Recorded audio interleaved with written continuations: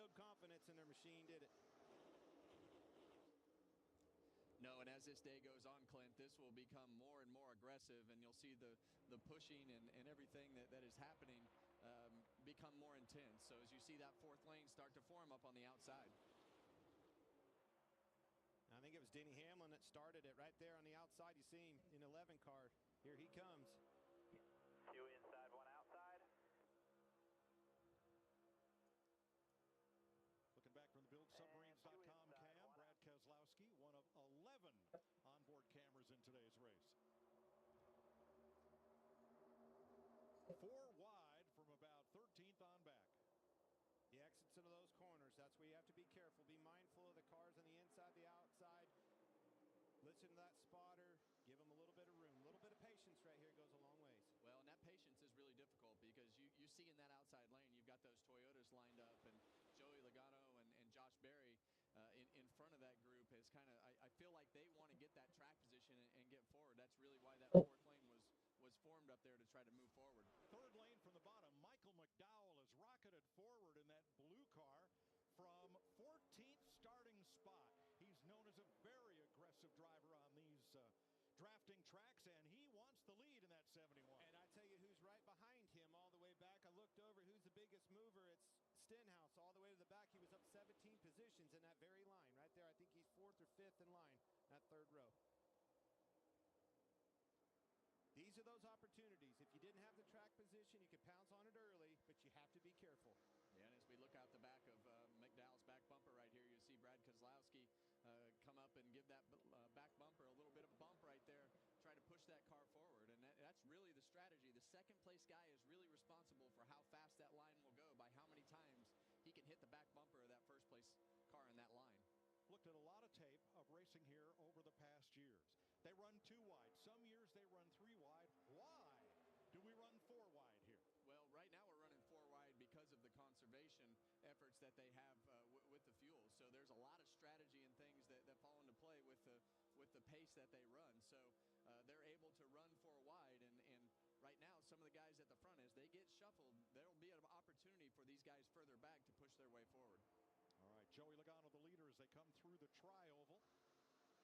Here's Larry McReynolds with today's race strategy, sponsored by Keystone Light. Mike, we will have green flag stops. You have to coordinate green flag stops with teammates, even other teams. You have to have partners and stay together to make lap time after a green flag stop. Speaking of green flag stops, probably fuel only, and you want to fill that race car with fuel every chance you get.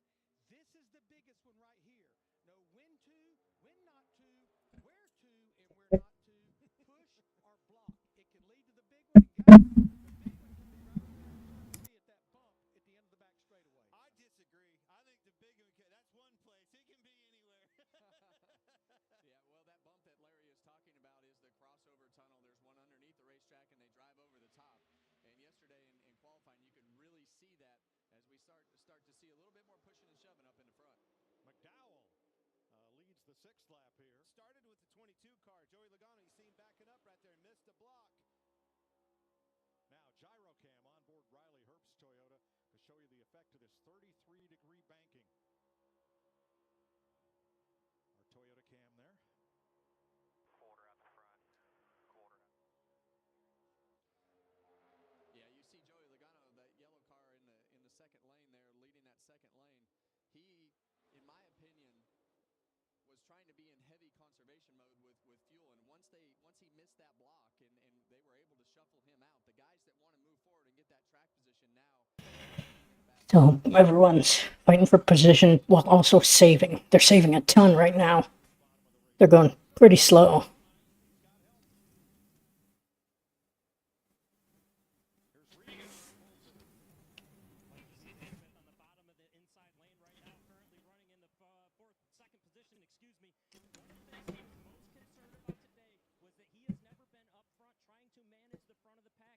Conservation type mode. He said, I'm going to have to learn it during the first stage. He talked to Joey Logano actually about how to do that the best. Well, right now he's doing a very nice job of keeping the car up front with track position, but also learning it as he goes. And here comes Josh Berry around the outside at 190. Holy crap. They're hoofing it. Man. How hard it is. Well, I'm going to tell you. It is very difficult to save fuel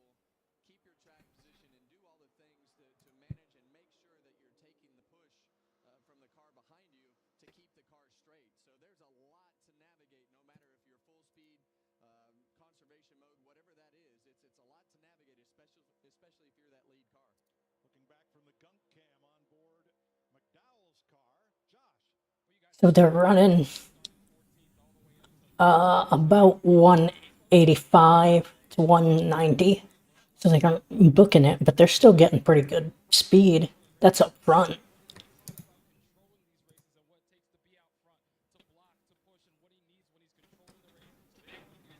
Yeah, they're running about 190 still, 185.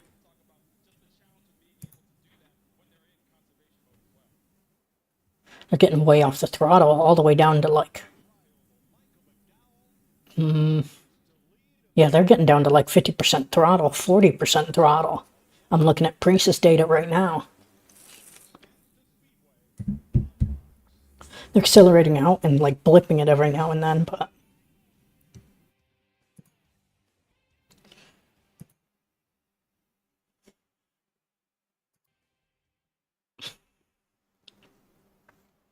But it's one of those things where they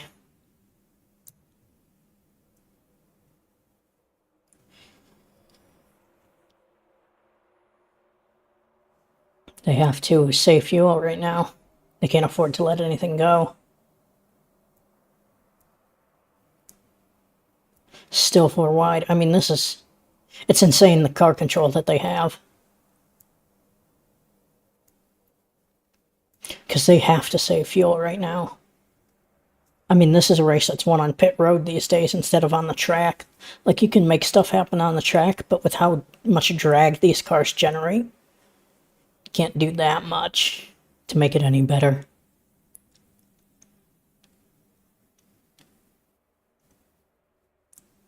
It gets to be a real problem at the end of the race, though, because people start making stupid moves for no reason. And then at the very end of the race, they make stupid moves for good reasons, but they're still stupid moves.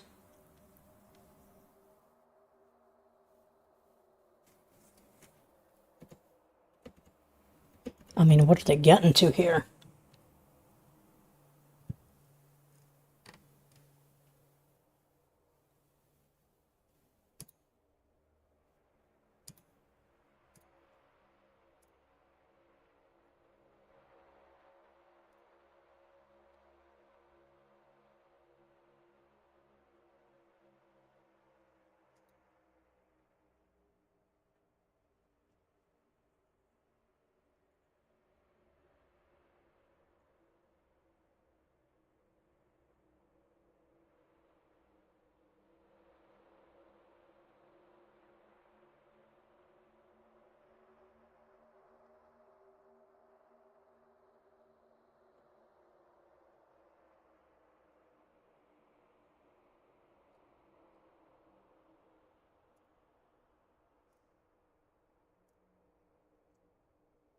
Yeah, I mean, what a mess right now.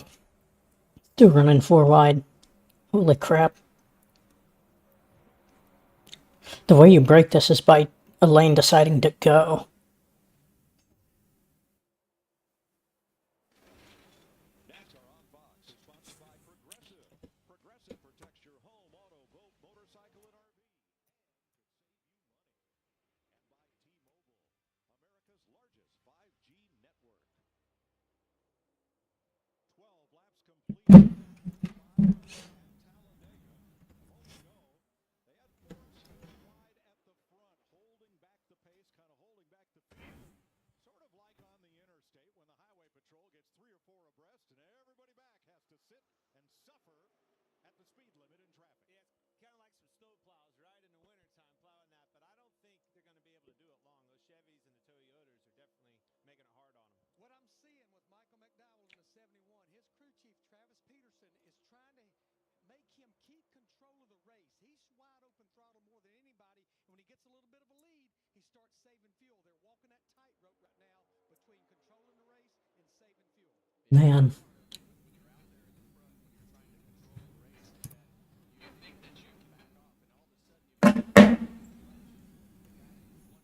Ooh. 4 wide is broken down. It's going 3 wide now. Still 4 wide a little further back. Ryan Priest and Josh Berry bring them to the line in a pair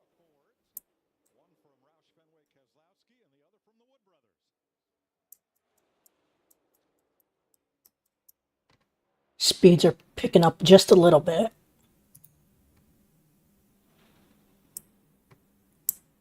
Not crazy, but a couple miles an hour now. A couple of cars are wanting to go.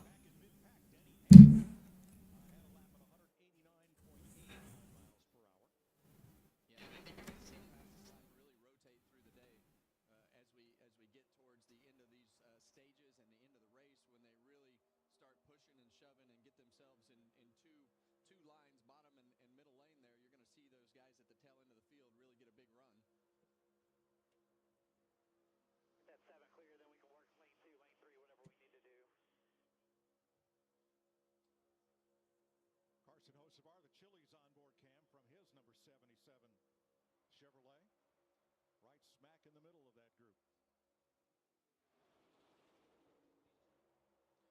group. That's the really difficult part about super speedway racing in today's day and age. And as the race progresses, there's people watching and really trying to make sure that and relay as much information to the driver as possible about where they want. Man, 3 wide now. Still saving, but not as much now.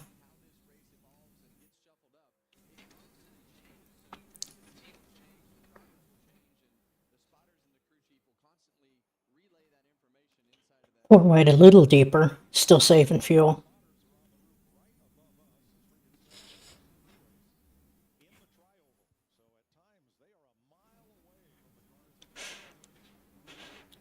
It's crazy to see it from the spotter's perspective because they're looking through binoculars.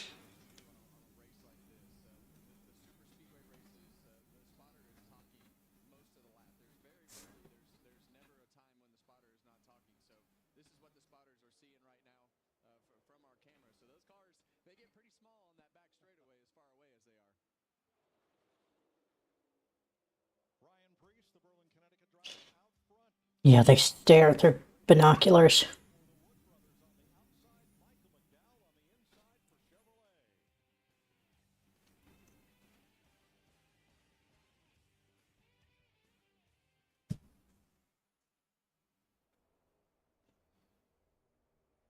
And the trouble with this 4 wide is if someone messes up bad enough, it's over for basically everyone in that pack.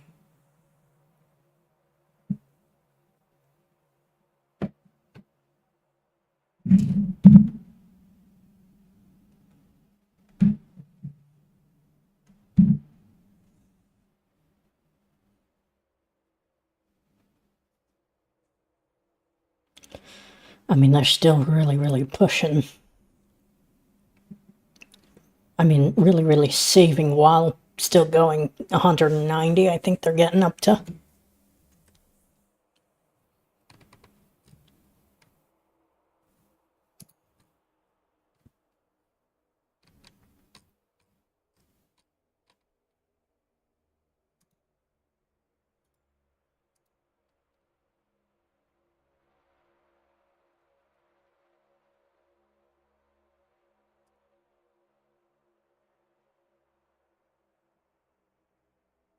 Man, they're booking it. That's the thing about super speedways, though. For them, 190's technically slow. They can run 200 in a pack.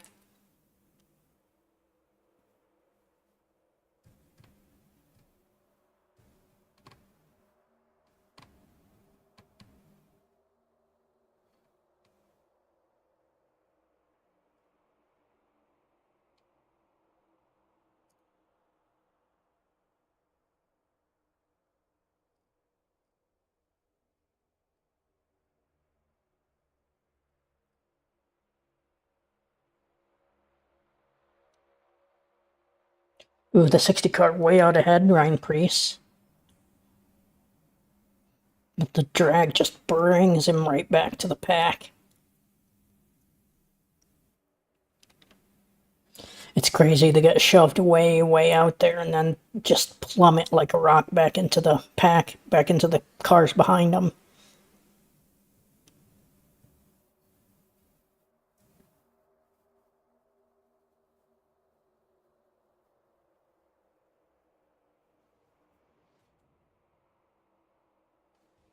NASCAR on Fox is sponsored by Toyota.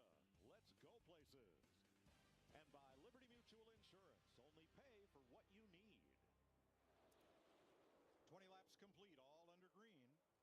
watch from our aerial coverage provided by Goodyear. Since 1925, the Goodyear blimp, inspiring fans to keep looking up and keep driving forward. That's what Michael McDowell has done. He's driven to the front of this pack. Ryan Preece with him, Josh Berry. Man, they're moving it, man. Briscoe, the first Toyota, in fifth, now fourth. The Ford Chevrolet up front. Let's go back around 14th place. That's where Denny Hamlin, Austin Dillon, Brad Keselowski sitting there right in the center of that swarm. Well, they're stuck right now, Mike. There's nowhere to go. The problem with where you're at right there is if something happens in front of you, you're going to be right in it. I want to be down there in the bottom. If I'm riding in this deal, I'll be right where Man. right down there somewhere. And I've seen a lot of crashes happen with the things that they're doing by guys slowing down and changing lanes, and all of a sudden the speed difference is too much. So it's super easy to make a mistake, and especially if you're in that swarm around 14th position. Well, Austin Dillon has swarmed his way up into 8th in that melee in his number 3. This is insane. All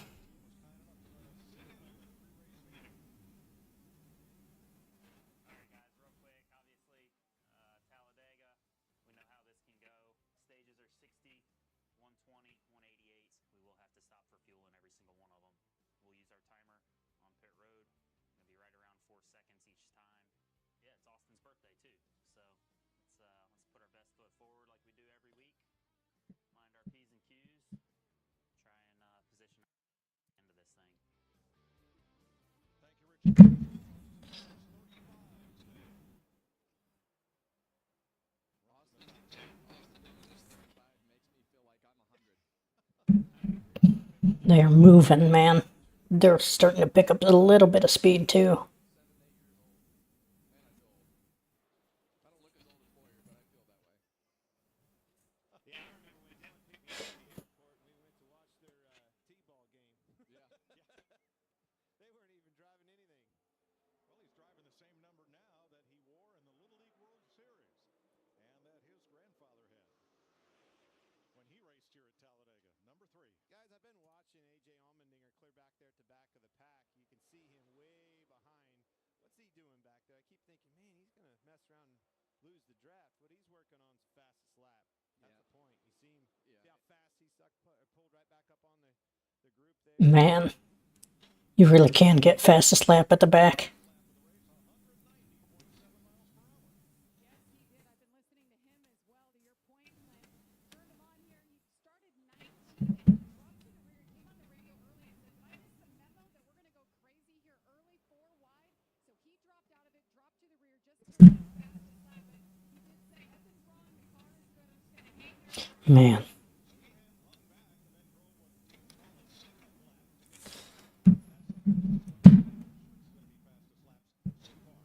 Mike, I want to follow up on Richard Boswell, what he told that race team. He said 4 seconds of fuel. Remember, the fuel window when you're running wide open is about 45 laps. That means for each stage, 15 laps shy. You can dump a gallon of gas. That means they're basically 2 gallons shy of making. Holy crap. Stopping. That's why he's saying 4 seconds of fuel. Kyle Busch has raced his way to the front. You know, last year was the first year in a decade and a half that he did not win a NASCAR Cup race. But boy, he came close a couple of times and started this race from the outside of the front row. That's where he is right now alongside pole sitter Zane Smith. Regan? Well, Mike, you see Kyle retaking the lead right there as we cross the start-finish line. Something interesting, though, he fell back to about 11th place a few laps ago and was able to give his team some detailed information on the car. Told him that it's very loose when I got back here, especially on newer tires. As the air pressure has come up, it has gotten better. He worked his way back to the front. I know there's a lot of agenda, Man. but that's valuable information. I mean, they're booking it, but not really doing too much. Kind of holding form right now.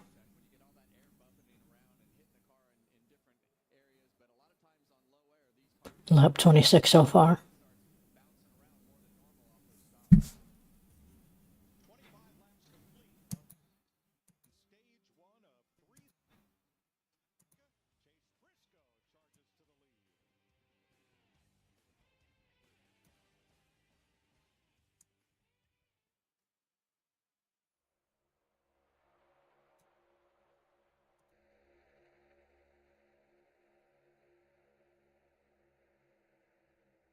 Man.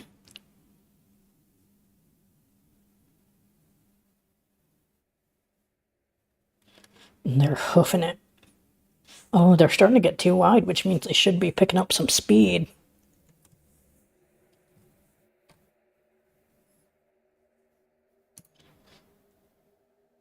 Yeah, they're getting spread out, starting to go too wide now. Now's the time to go. People have gotten into the top 2 lanes there to try and make some positions. Yeah, they're going 195, 6-7. They picked it up. Trying to get organized for pit stops here.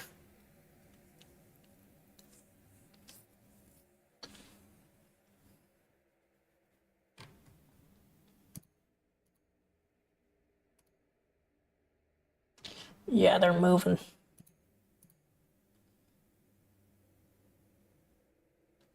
Ooh, speeds have dropped a little bit.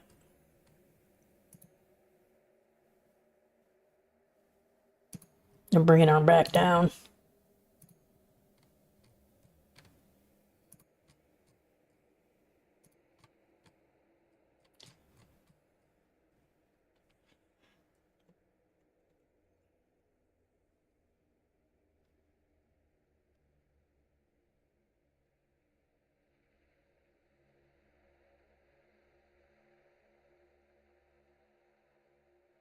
I mean, they are really pushing it here.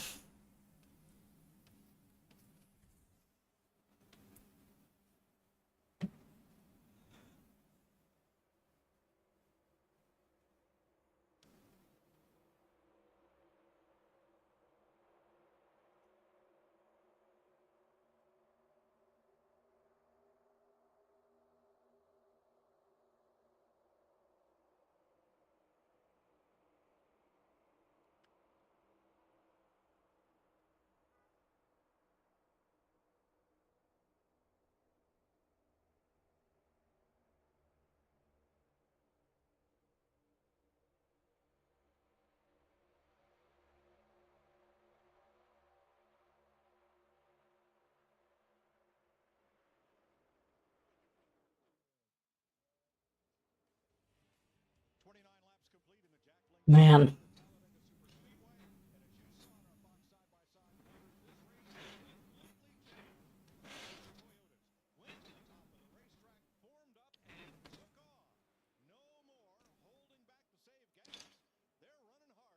Yeah, Mike, I got information about 5 laps ago that they wanted to pick the pace up because honestly, the pace we were at, there were some drivers and teams maybe Flirton would be able to make that stage without stopping, but now they picked it up a full second and a quarter from where we were 5 laps ago. Everybody will have to stop. Toyota wanted to take control of this race. And I like that strategy, and I really feel like the Toyotas wanted to push the pace earlier.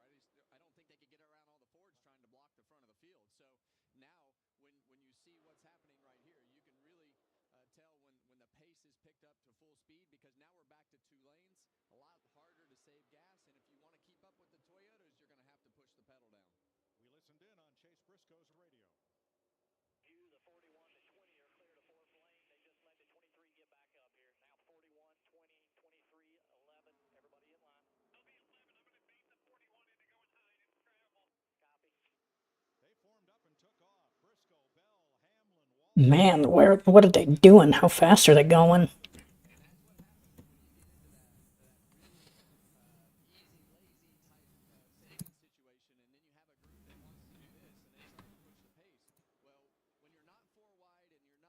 Yeah, they're 195 still. They're hoofing. Ooh, pushing 200.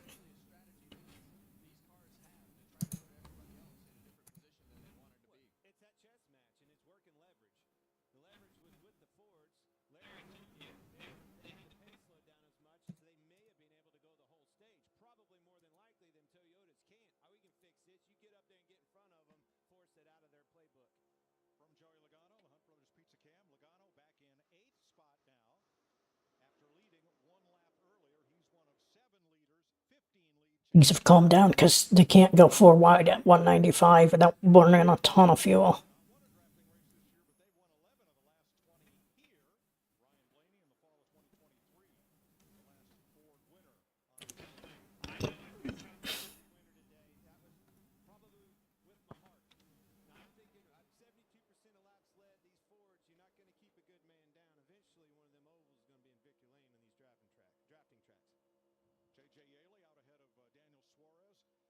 race cam showing these views from the 99.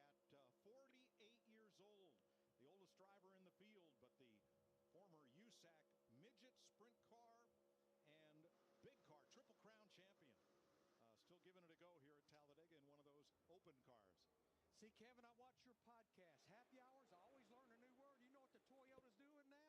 They're having a hullabaloo time.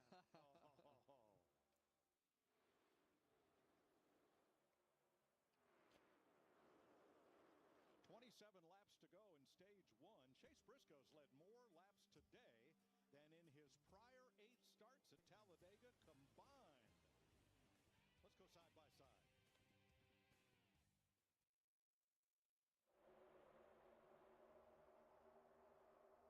I mean, they're doing everything they can to save fuel right now still.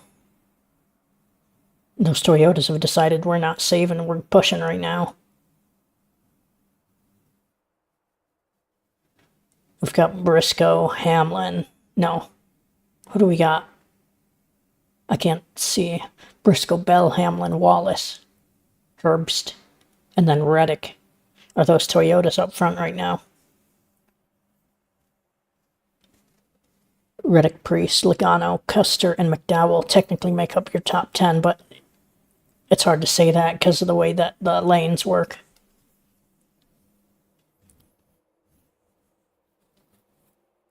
They're single file up to like 8th, maybe 10th.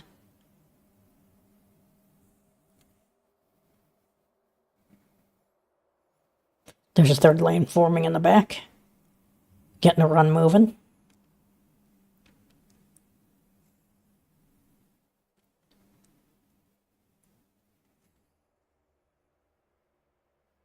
I'm going to take a quick break here.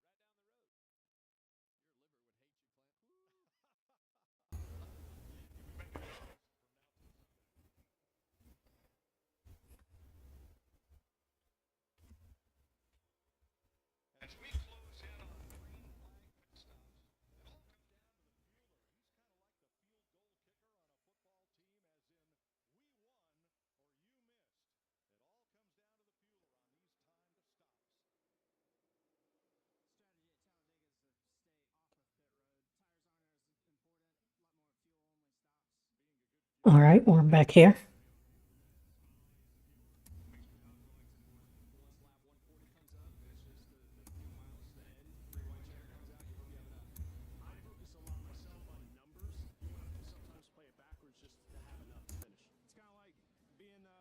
Kicker coming in, game on the line, big importance on keeping the car full today. 40 of 60 laps complete. Watching those Toyotas, and they Chip. pit road, and they're not coming alone. Whole group of cars are going to come in. All right, pit stop start. Down to pit road speed, down to 55. Christopher Bell, Wallace. Didn't see anybody locking it up coming in. First and forward, you have to make sure that you minimize the mistakes, Kevin, and locking a wheel up where you have to put It's crazy right now. 14 cars, that's more than a third of the field came in. Stalled out of Briscoe. Toyotas. Yeah, Chase Briscoe has trouble leaving, and he comes out last. Well, that's what we talk about. You can't make any mistakes on pit road in a day like today where all of these green flag pit stops happen. You have to be flawless on everything that you do. And Chase Briscoe's situation, he lost all of his track position, and he'll be lucky to hang on to that group. Now at the top of the screen, the map shows Cole Custer, who's leading this race. He's that blue Ford out front. And it shows the first of the Toyotas and the other cars that just pitted, that being the 20 of Christopher Bell. All right, one thing I see with this group that just came, the Toyotas and the rest of them. It's getting a little bit wild here, man. Good at all, Kevin. That's not a very good job of staying together. The performance and the overall group is going to be with who can stay together the tightest and formulate that line the quickest. And let's talk about that. As you get these cars that are separated in this group that is up, you want to kind of fan out a little bit to give that fourth place car that's behind a chance to catch up. So the group that stopped were 6 of the Toyotas and half of the Chevrolets. We're told these are trouble! One car wildly spinning up toward the top of the wall as 2 more go through the infield, including Ooh, big crash. That'll be a caution. Holy crap. That changes everything. and caution is out for the first time today. Big damage for Keselowski. I think he's tore up the most. I think the right rear toe link is definitely. That could be the end of everything. Number 6 might be done for. Blaney on the grass, he might be stuck. The 8, if he eats it. 12 is stuck in the grass.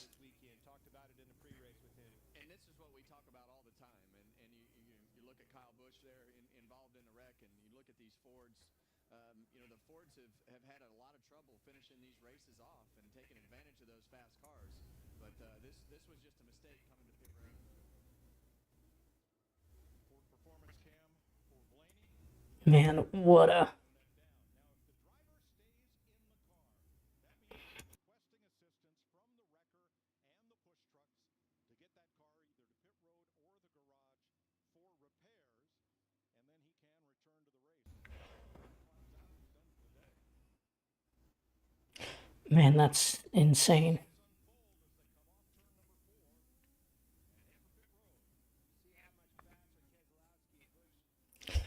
I mean, what are you supposed to do in that situation there? First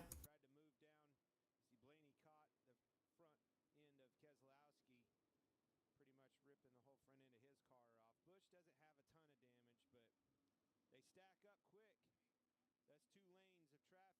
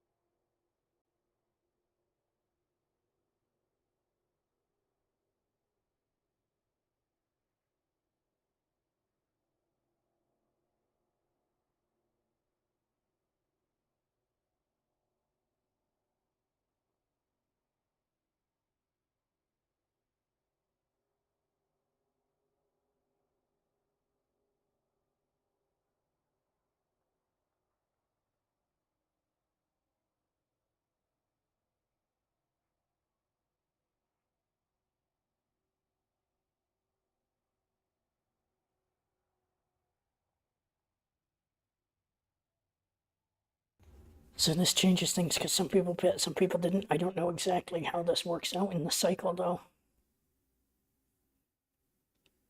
Who does this bone? Who does this cause trouble for? Who has troubles because of this? I don't know what this is going to do to the whole structure of the race here. It could get bad for some people.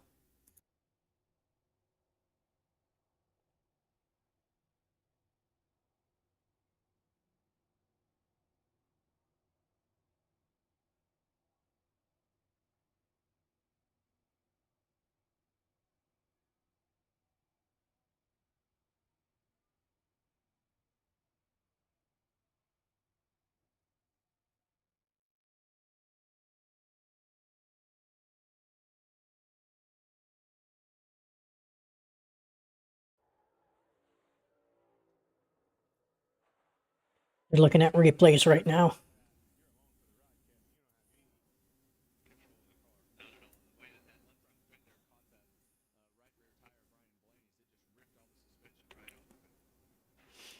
Riding along with Brad.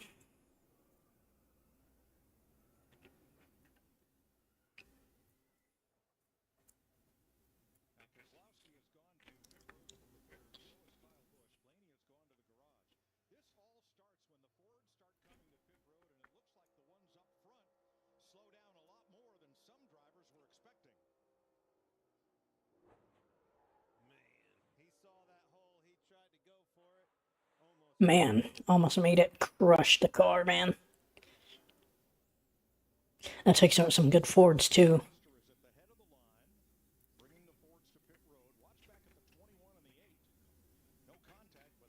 Ooh, 48 gets a small hit. 8, 6, 12 gets hit. Yeah, and I don't think Ryan Blaney thought he was going to get hit, and in the last second took a dive the other direction down into that right rear tire. I don't think they were ready for, Custer and those three cars there to slow down as much as they did, as early as they did, and it just stacked them up. That's a product of green flag stops. It's a dangerous situation. It can get you in trouble. Man, what a wild way to go out. Brad out of the car. Massive bummer for him. He was looking forward to this race in a big way. 6-time winner. Brad's car has been hauled to the garage area. The cleanup continues here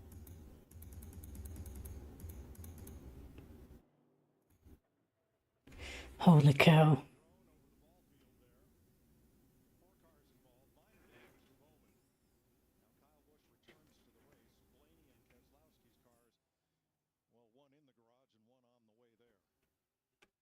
Still yellow flagged. This is going to be a long one. There was so much junk.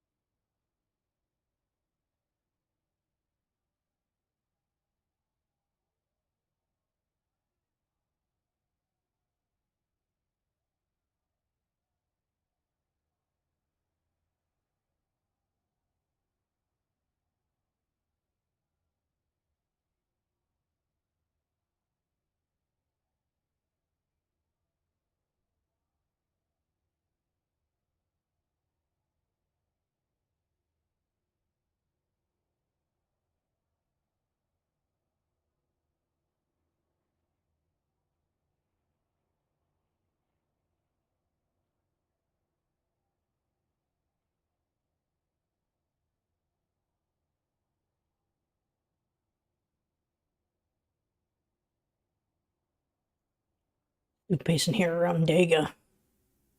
Dega! Man, I loved watching that Cletus McFarland content surrounding Talladega.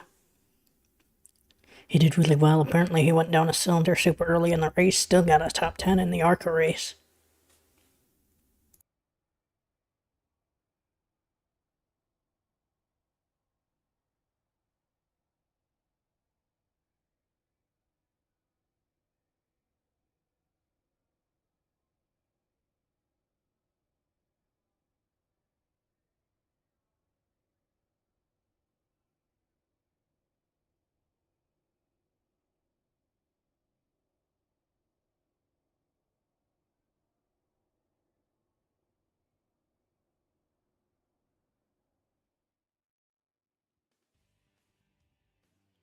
We're under caution for the four-car collision at the entrance to pit road. Ryan Blaney's car in the garage. He has now climbed out of it. His fourth DNF of the Man, what a wild wreck, man. Now,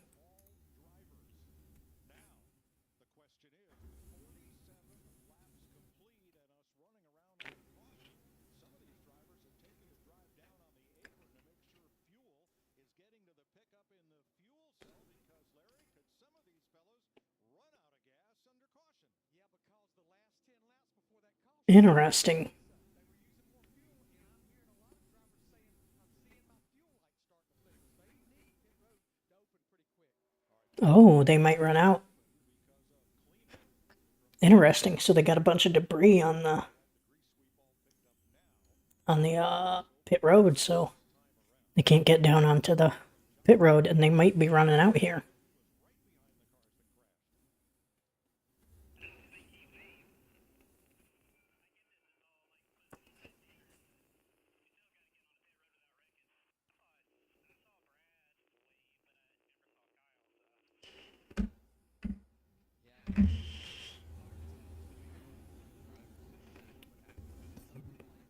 So some of these guys might run out under caution here.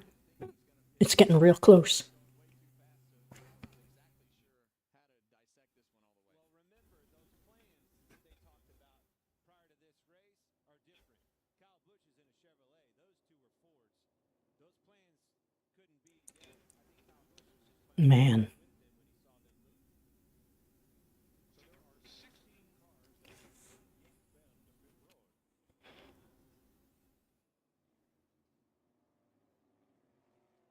Right. I mean, I think that's why you didn't see a hand gesture or anything else out of that other car in a different manufacturer. He didn't know the plan. He was just going to do what they did. And a lot of times the plan, they don't even really talk about it, and there's code words and different things that happen.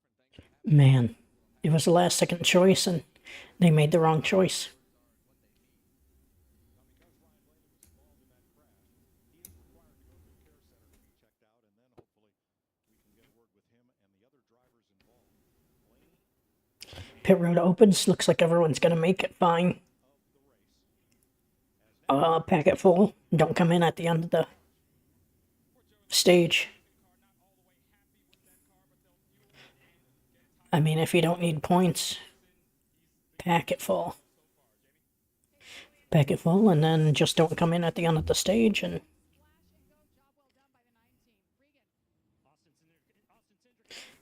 I mean, I don't know why. Some people are packing it full. Others are not packing it full.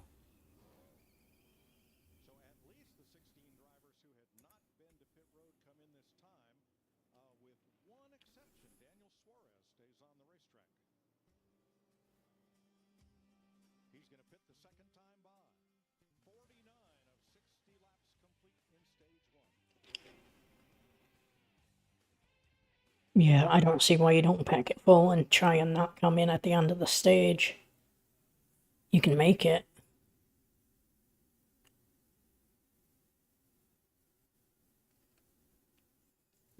I mean, sure, you lose a ton of track position, but at least you can save at the back. I guess that makes your pit at the end of this, in the middle of the stage 2, longer.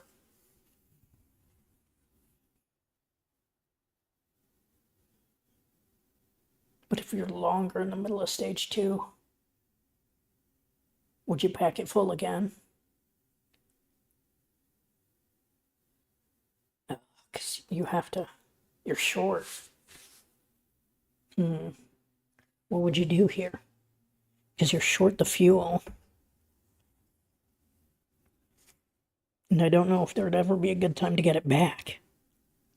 If you didn't come down pit road in this stop, or in the stop at the end of the stage. I mean, maybe. We haven't even got the one to go yet. We might get it this time by, but I doubt it. No, we will not get it this time by.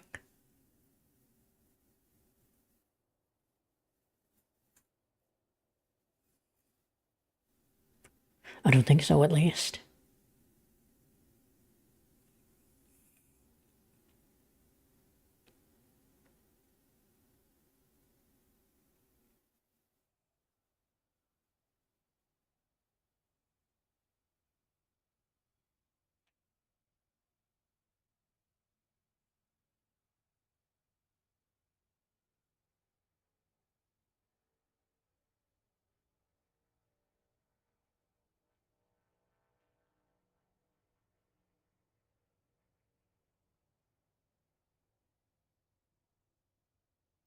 Yeah, I don't know what you would do there.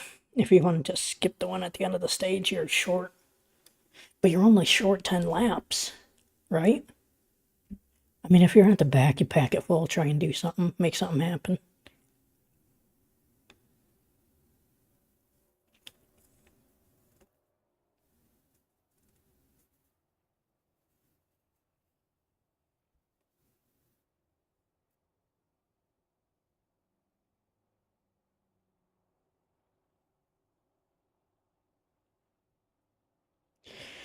I mean, they junked those cars when they wrecked. I'm looking at Twitter, there's a replay of it, and everyone just checked up a lot. Final NASCAR race today. Artie Kempner, thank you for all your contributions to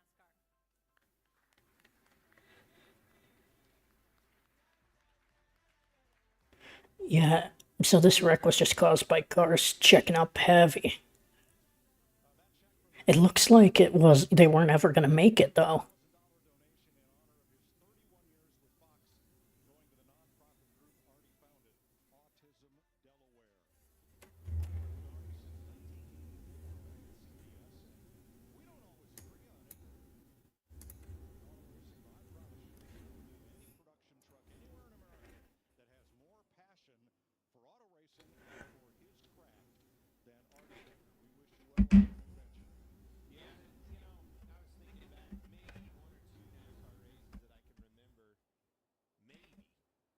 Didn't have him directing. Every other one, whether I was watching or racing in, or now in the booth, he was the director of. Well, we're ready to restart. Chris Buescher, Ryan Preece. Green flag in the air. Up front, Christopher Bell up on the outside of the front row with Buescher as we go back to green. 9 laps to go in stage 1. You're going to see him going at it now. That's Points are exactly on the right. line. That's exactly right. All right, points are on the line. You can get a stage point, which could be huge. Oh, big wreck. 20, what? I mean, Bell just took himself out. Bell took himself out of the race. He junked his own car. I don't know if his spotter said he was clear. He wasn't. I mean, his rear tire was behind the front tire of the car next to him. It wasn't even close to being clear. That thing's junk. I mean, I don't know what he was thinking. That's a horrible mistake.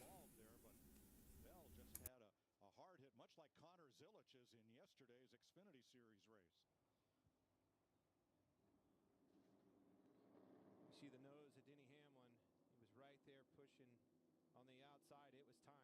You knew that they were. People are so up on Bell, but hot take, he's just okay.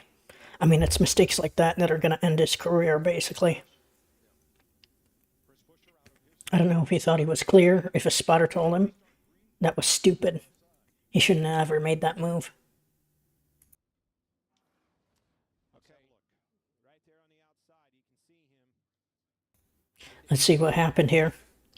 Pushing. Ooh, is it a bump gone bad? It's a bump gone bad.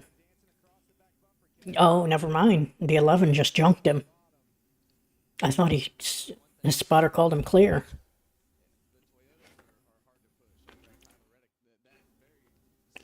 Yep. The 11 just junked him. Christopher Bell right there off the front of his front bumper, and there's a little crown on the front of those front and rear bumpers of those Toyotas, and they're much harder to push than the Fords are. Just junked him. Junked his teammate.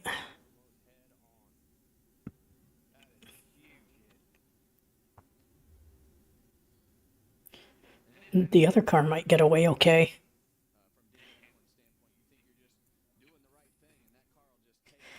The 11 just junked him. There's his air cleaner. Rolling back down the track, or bouncing, skittering across the track. Man. What a stupid play. Yeah, I mean, Denny just junked him. I called out Bell for making a stupid mistake, but no, that's a stupid mistake on Hamlin's part. 17 might kind of get away with it, though. Wham!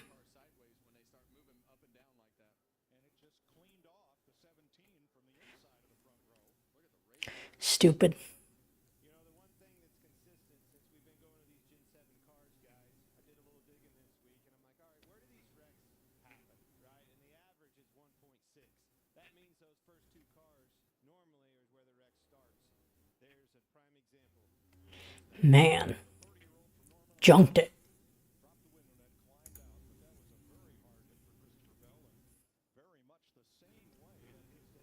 And some people are pitting here.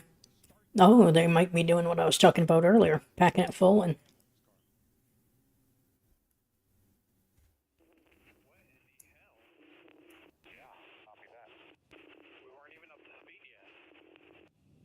I mean, you junked him, you pushed him too hard. I don't know what you were expecting. What a stupid move, Denny. You just junked him. Bam. Holy crap, that's a hit. That's a big wallop. I wonder how many G's that was. That was huge. Denny just about killed him. Luckily, he was fine. There's a lot of safety equipment to make sure that in those kind of impacts nothing happens, but God, just about assassinated him.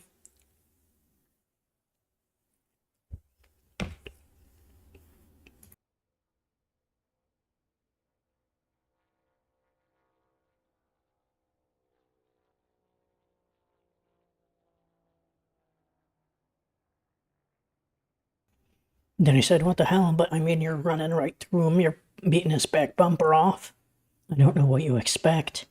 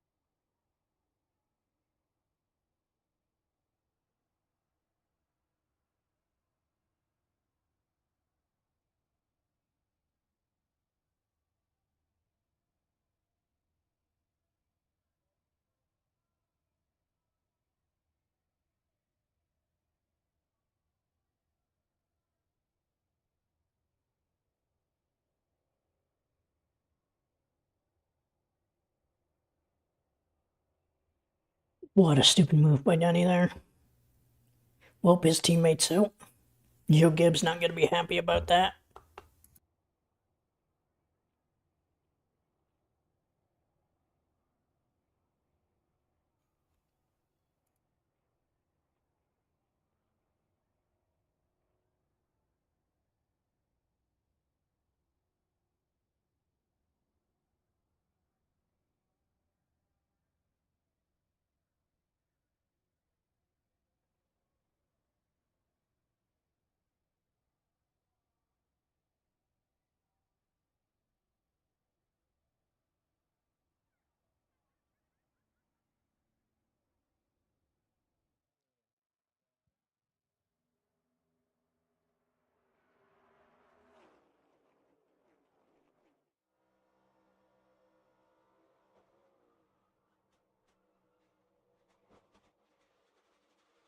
Man, looking at replays, he pounded the wall.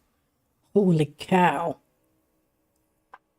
I mean, every time it looks worse and worse. What a stupid move by Denny.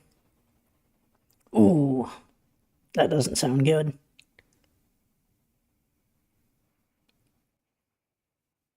That 20 is junked. Those are both really big shots, and that Chris Buescher shot, when you hear that car just make that one loud impact and it's not a couple of different impacts, it's such a blow to you inside the car, Clint. That's as hard as you can hit. All right, let's go back to the caution at lap 44. Brad Keselowski knocked out of the race. Here's Josh. Brad Keselowski checked and released from the care center. You had a chance to watch back the replays. From your perspective, what happened during that pit stop cycle? Just a stack of guys trying to come to pit road as fast as they could, Josh, and we were kind of the ham and the sandwich and got squeezed. I don't know, I waved down the backstretch just to let everybody know I was going to pit, and I came off of 4, and everybody was so tight behind me that I didn't even have a chance to really turn left, so I hate that it ruined not just our days, but several other people's days, but I don't feel like I could do anything different. Thanks, Brad. Let's talking. We're marking about the some remarks about the earlier wreck. Will this be the end of the stage? It might be the end of the stage. Not quite. I don't think.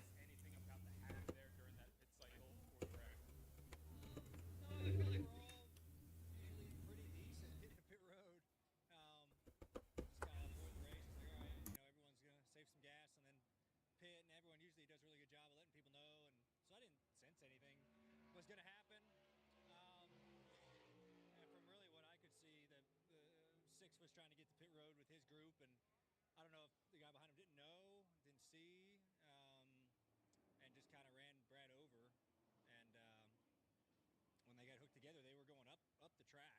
So I just kind of committed to the bottom, and I think they clipped someone on the top, and it like ricocheted the 6 back down the racetrack into me. So that that just stinks. I mean, just another DNF is no fun. Oh man, we've just Man, Ryan's been going through it, man. He sounds really bummed. I mean, sometimes I'll root against him, but like,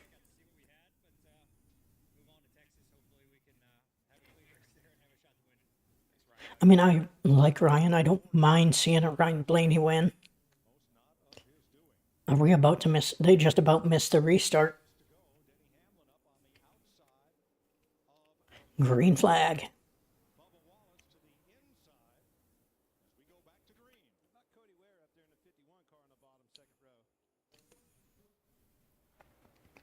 Well, we saw last time we didn't make it off of turn 2 when these guys started pushing and shoving right here, and you're gonna see that all over again. What you see is a kind of mix-up of the manufacturers. There's nobody with, necessarily the right help that they're looking for behind them. It's going to have to make do with what you got. Hit some of that speedy dry there. And a Toyota Ford on the inside with Wallace and Ware. I saw on Reddit this morning somebody had done a Talladega bingo card, and Cody Ware's name was in position 05. It was pretty funny, actually. I'm not sure how many of those squares are covered here in stage number 1. Hamlin on point as they come to 3 to go. Good help behind them. You see Bubba Wallace on the inside. He owns that car. Be interesting to see what he does if they catch him down the backstretch. Which line does he stay with, Kev? Well, and a lot of times what will happen on these restarts, it'll take them a lap or two to kind of get everything pushed back together with all that energy. And as we get towards the last lap of this stage, you'll really start to see guys pop out of line like we saw Chase Elliott right there. Didn't get any help right there on the back straightaway. Looked like Ty Gibbs was behind him and left him in the outside row. Bubba's catching that front row. Here he comes on the inside. What's Denny Hamlin do? That's going to be the choice here. Haley's number 7 and Okay. 4 in position to get that final stage point. 10 points to the winner and a playoff. He's got good help behind him. 2 to go. 2 to go on the stage. Well, and those guys right behind him want Denny Hamlin, and they also, right where he is, and they want to have the possible option of going down. Now you see Bubba Wallace be able to make that gap up, and it kind of blocks that momentum. Come on. Option for Ryan Preece to take the momentum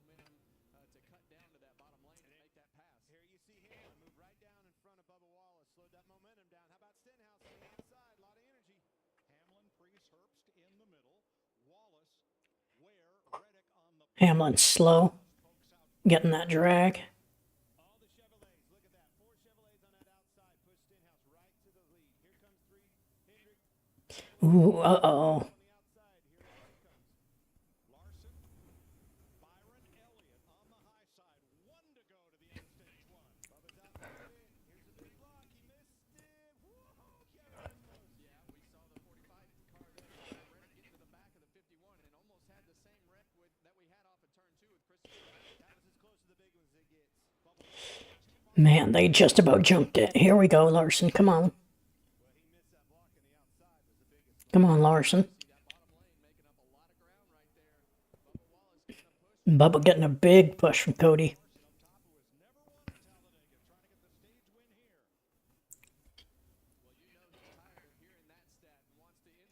Whoa, Bubba. Come on, Bubba. Bubba's going for some stupid blocks here. Come on.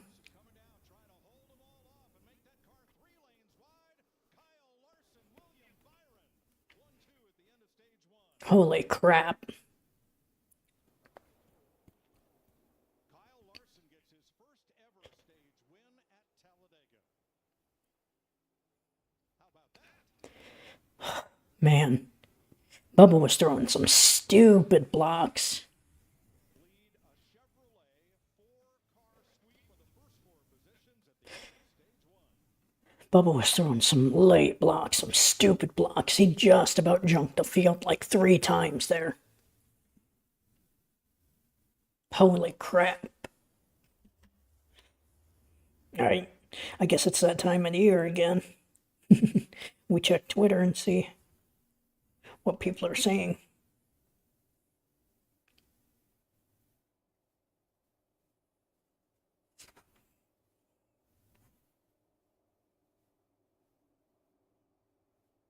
Man.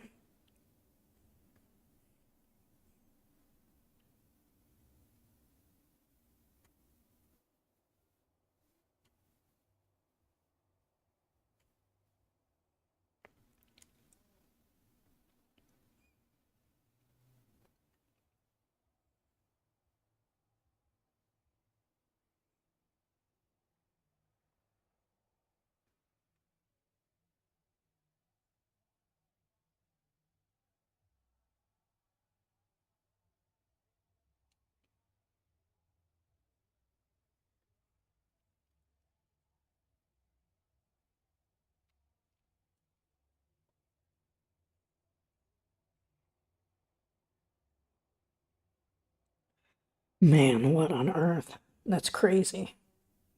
Bubba just about junked him like 5 times.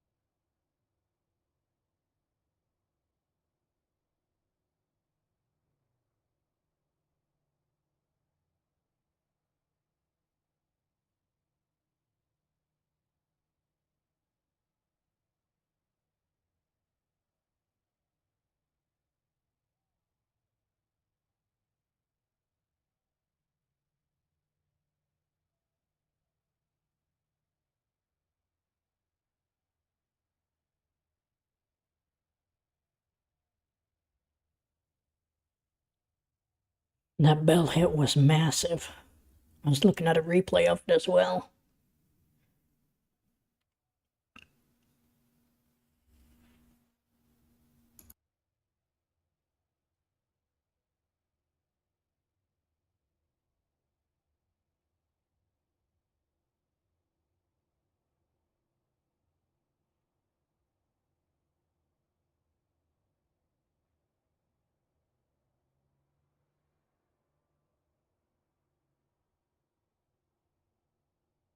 Same as you 2 years combined, but my view has been a lot wider than straight out the windshield.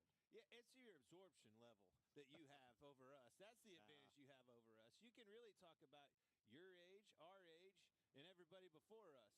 That's what you have over us. I think I don't remember what I did yesterday. The biggest thing that Mike has is a memory, is what you're saying. That's exactly what it is. Well, Dynamite, we get to have a lot of fun doing it on the podcast and, of course, here at Talladega and every Sunday on Fox. Let's get back to it here with Kyle Larson leading. How about that? And what a week he has had. He was up at Indianapolis for the test this week. Had a little difficulty there, got into the wall. That's a car that they can fix and repair. Here's what happened in the open test. They're talking about Larson's testing at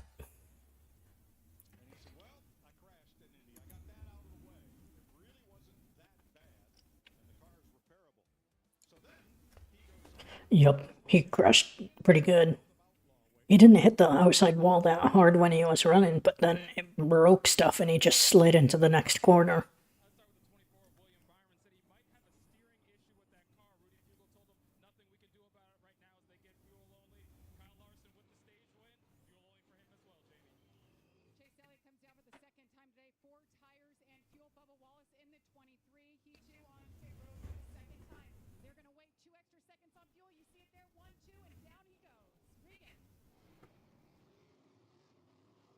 Man. Things are getting tight. Yep. That's what I expected. Stay out. Packet full of fuel on the last stop. Stay out.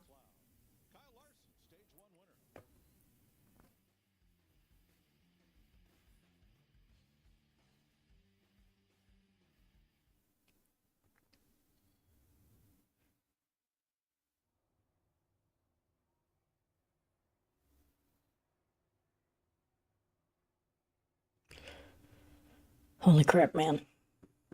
Alright, I'm gonna take a quick break here while they pace around and wait for the green flag again.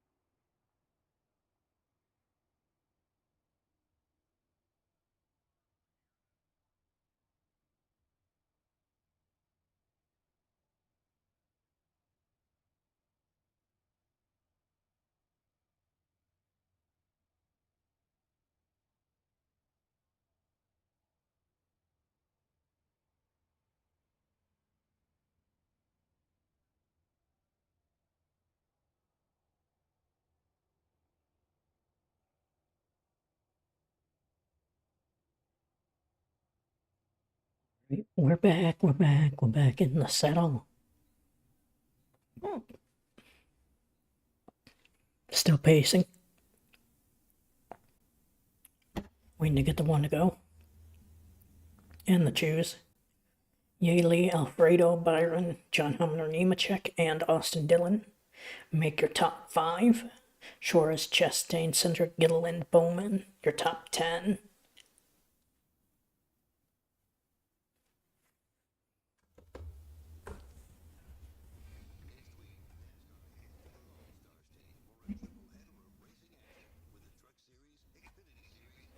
Then Logano, Gregson, Jones, Briscoe, Barry, Wallace, Hamlin, Elliott, Ware, Haley, make your top 20.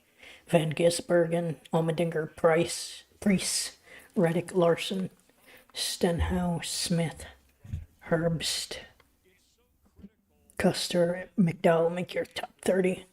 Gibbs, McLeod, Dillon, Hocevar, Busher, Bell, Keselowski, and Blaney, make your top 30. Brad Keselowski and Ryan Blaney both out.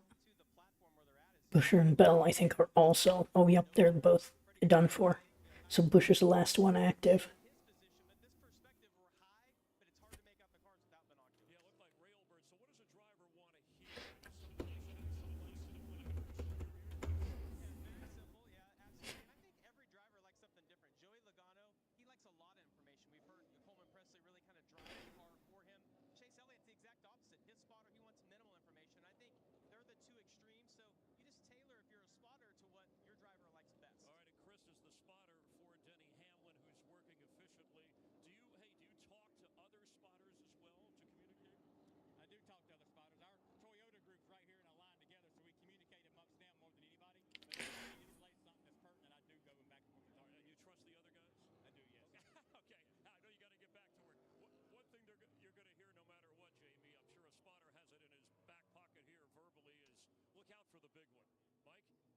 Thanks, Chris. You guys have fun up there. Get sunscreen. All right, we have some issues on pit road. First, here's Regan. Well, Mike Carson, host of our 77 car, came back down pit road. The second time by for an extended pit stop. And take a look at this. We don't see this every day on the track. Takes his helmet off. Actually had to swap helmets. It was not an issue with the radio or anything like that. The helmet was not fitting the top right side of his head properly. It was giving him some pain up there when he'd go through the corners. So many vibrations in these cars, so they opted, Luke Lambert, crew chief, opted to go ahead and change it now so he would not have that on his mind later on in the race. All right, Hocevar remains on the lead lap. Hocevar changes his helmet.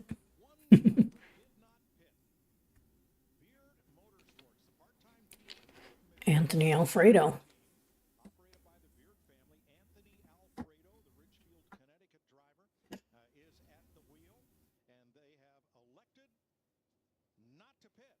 He finished a career best third. Ooh, Kyle Larson got a penalty, so that's why he's so far down the order. Too fast exiting. Getting ready to come green. Watching William Byron from the Valvoline cam. Here's his radio.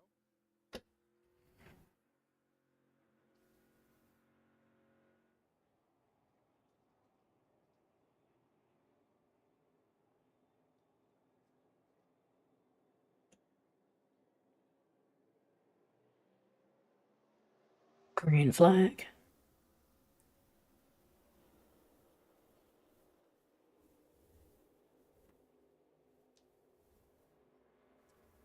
I'll tell you what, Kevin, starting stage 2 right here, boy,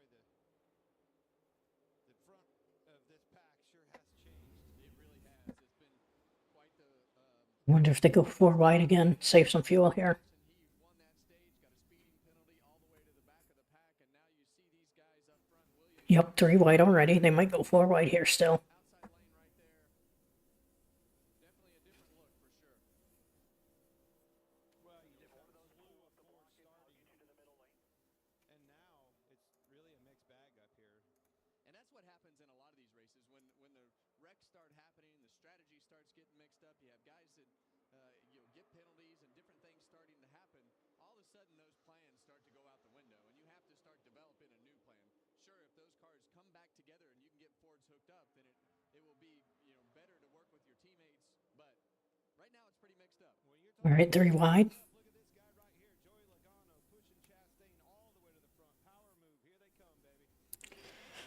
All right, they're 3 wide now.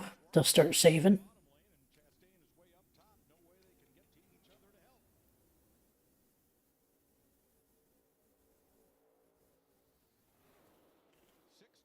Laps complete. The next stage break at lap 120. Race fans, now it's time for Straight Talk, sponsored by Straight Talk Wireless.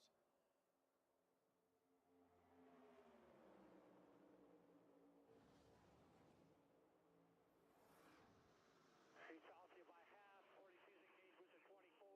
Choose quarter off the 99. Still 3, still quarter, half off, half off.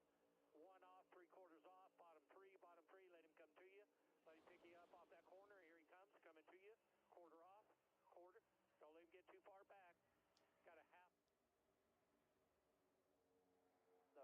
John Hunter is on the second lane. Byron, John Hunter, Austin Dillon. Still top of 3.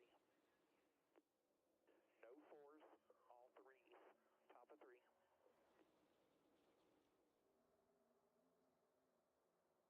54 and 35 went to the top.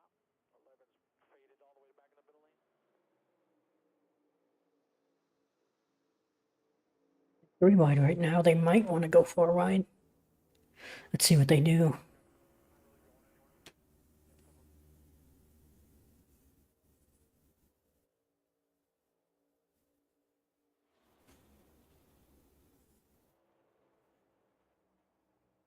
Bumper, bumper ahead, bumper, bumper ahead. Still bumper, bumper ahead.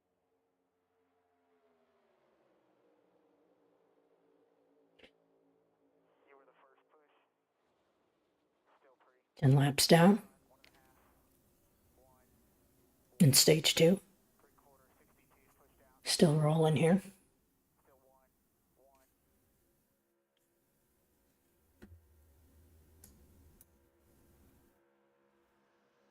Still even right here. Even right.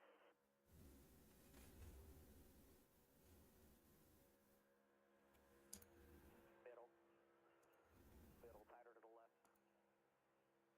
Still middle here. Barely clear to the top. Still 3 wide. Quarter off, they're going to connect on the top lane. Still middle. Middle. Middle, quarter off you. Half off.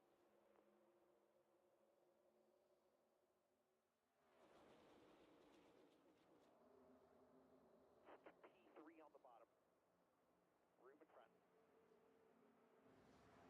Straight talk from the spotters as Anthony Alfredo from Richfield, Connecticut, leads him at Talladega, driving for a team There you with go. 1 full-time employee, Larry. Yeah, Mike, I know he stayed out, but he's not that far off sequence of everybody else. He was one of the cars that came in and topped off at lap 55, plus he only had about 5 laps on his tires, so he's really not that far off sequence as far as fuel is the rest of the field. Yeah, and the only thing that could really hurt him bad is if he has to pit or something by himself. So hopefully he can fall into a window that he can fall into. I think that's definitely the hope to try to do that. But right now, They did not ever go 4 wide here. Just stayed 3 wide. Alfredo, Daniel Suarez, William Byron, and Ross Chastain. This is the 6th time that Beard Motorsports I think they're all going a little too fast to make 4 wide work. In terms of, you can't get a 4th lane going. Brendan Gaughan. How about that?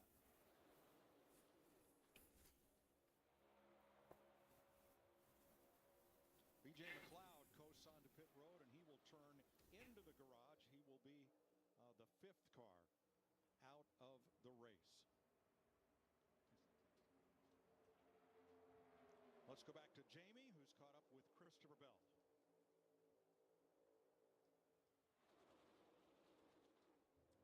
Huge hit for Christopher Bell. You finally get yourself in position, Christopher. You're at the front of the pack, and then all things go sideways. What exactly happened?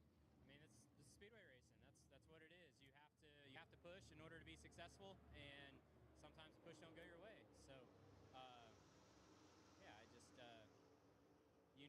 you know that's what it's going to come down to. It's a shame that we only made it 50 laps. I felt like the Sport Clips Camry was doing everything I needed it to do to be there at the end, but you always run the risk of, taking a push at the wrong time, whether it's lap 50 or the white flag at 187. So just didn't make it very long in the race. Tough break for Bell, who's bound to be a championship contender. We've had 17 different leaders. John Hunter Nemechek in that 42 wants to be the 18th.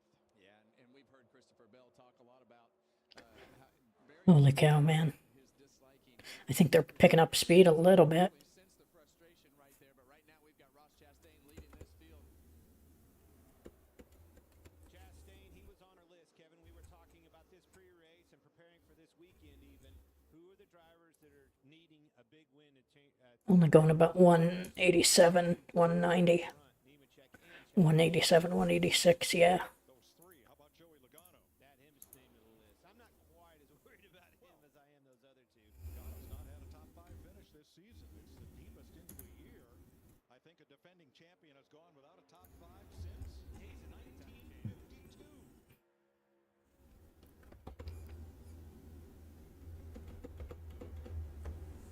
Yeah, you really see the onboard cams.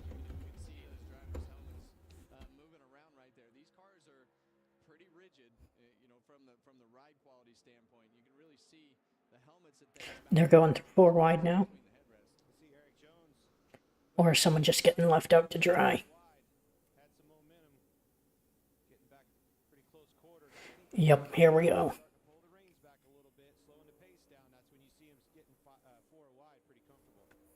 So pole sitter Zane Smith in the 38 has fallen back to the end of the top 20. Regan can help fill us in on their strategy. Well, my crew chief Ryan Burgundy for Zane Smith, the pole sitter, sitting here watching his car right now. Ryan, you have all kinds of computers going on, trying to manage what's going on with the track with your driver. Still going. It's a lot going on here for sure. Just trying to manage track position, fuel mileage, and everything. So first stage didn't shake out like we had. Had a lot of potential in the car, just got in the wrong lane late there in the stage. So I think the car is pretty good here. We're just trying to manage on the top lane here. Looks like he jumped back to 4 wide, so we're 2 from the top. I like that position for fuel saving. So car potential's there. We just got to make the right moves the rest of the race. All right, good luck the rest of the race. Thanks for talking to us. Well, if he wasn't here, Ryan Burgundy might be up at Stafford, Connecticut today for the Spring Sizzler, a race his dad competed in back in the day. Well, you see right now, you see these cars back 4 wide, and as we told you earlier, when they're in those conservation modes, you see a lot of guys moving around, able to run that 3rd and 4th lane. But when they go back to the hammer down here, you'll see those lanes go back down to 2. I like listening to that crew chief, and he liked where his driver was. Kevin, if you had to guess, tell me where I need to be to save the most fuel. I think 4 or 5 rows back, and really about right where Zane Smith is. I think the 2nd or 3rd lane just allows you to have the most air moving below you, around you, in front of you, behind you, and allows you to let off the throttle as much as possible. It's almost just pulling you along without having to do anything. Literally pulling you along. You keep, all right, I'm going to lift a little bit more, and that car in front of you just he doesn't drive away from you. Next thing you know, you're like, do I even have the foot down? And from the driver's standpoint, you actually have a throttle percentage on the dash of your car. That's how you know that you're doing a good job. So if you can get that throttle percentage down to 40 or 50. Holy cow. They're still 4 wide. Saving fuel. Still going real fast. Probably like 185, 190. All them engineers, what are they paying attention to? That very thing. How much throttle percentage are these drivers have on Yeah, 190. fuel mileage accordingly? Now, 2 drivers who are not up at the front. We mentioned Kyle Larson, who won stage 1. He is 25th after restarting. If my VTuber model stops working, it's because the battery on my camera died. It's about to go. I just got a low battery warning. Led the most laps today, but Briscoe had a pit penalty for removing equipment, so he had to restart out back. Briscoe's up to 26th. Well, this is All right, we're still rolling here. and you see that looks like Chase Elliott right there rubbing up against the wall down the back straightaway. He's got that thing high, wide, and handsome up there. Man, Straightaway in that 4th lane. still going. The 22 car were dancing around a little bit. He had to move him up the track. He may have brushed the wall. Jamie? How about Ross Chastain? Right there leading the field on the outside line. Started this race 32nd. This car has been good, but he is one of just a couple drivers I've heard today complaining about the handling of the car, saying he was loose earlier. So on their first round of stops, he took 4 tires, and they made an air pressure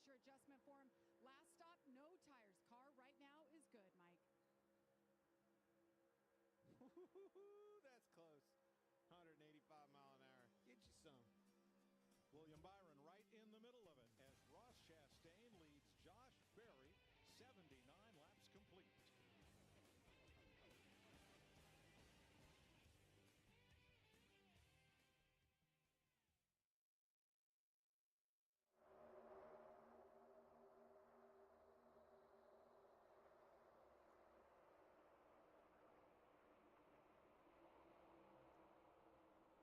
All right.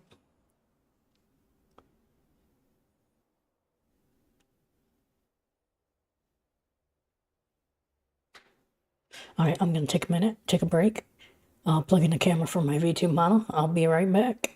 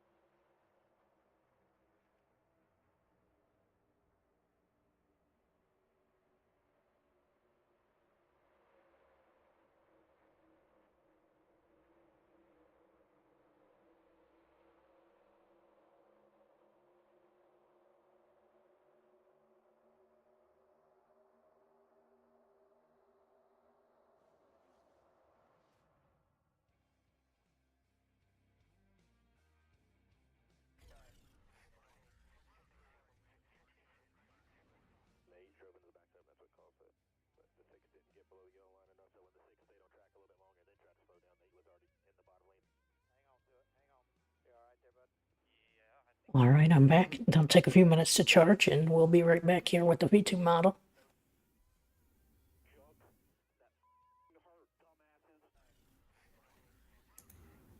I'll bring that back once it gets going again.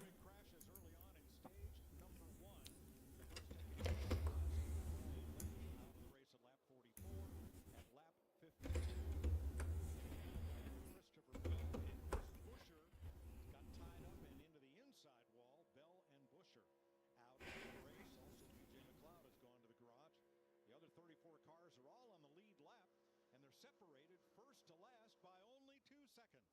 Well, and they're very mixed up from manufacturer standpoint. We've seen that since the drop of the green flag here in stage 2, and that happens, like we said earlier. You have to work with cars that you don't really want to work with, and sometimes that puts different. You're booking it, man. Right now, you see that on the outside. Doing everything they can. Chastain has been there the whole time, but we've got 3 Chevrolets at the front of those lanes. I like where you're going with that, and in my opinion, that's what caused one of our cautions, right? The wreck coming onto pit road with those guys. I think you had a guy that was in a different manufacturer that wasn't on the same page, didn't have that message delivered, stacked them up, and caused a wreck. So one of these 3 Chevrolets is Alex Bowman right in the middle lane for Hendrick Motorsports. Alex stopped by the Ally Activation here at Talladega to check out the Open Road Sweepstakes prizes for a chance to win a VIP track experience, including a new truck and camper. Enter the Ally Racing Open Road Sweepstakes powered by Hendrick Cars. ally.com. Scan the QR code on the screen or go to ally.com/sweepstakes/NASCAR. And this is what Kevin and I were talking about on the podcast. For sponsors, activate. Make race fans your customers and then help the sport by trying to make your customers into race fans. Well, Ally does a great job, and you know, I did a Bush Beer report this morning, or I did a Bush Beer appearance this morning, not a report. So there's just a lot of great sponsors that activate well in this sport, and Ally is one of them. And that Wendy's, I love their activation. They've been in the infield to Daytona, Talladega. We went up there to headquarters with Suarez. That's a fun activation they've done a lot of good with, and I think they've gained a lot of traction with the sport of NASCAR as well. Yep. It's way at the back, just saving, like heavy saving.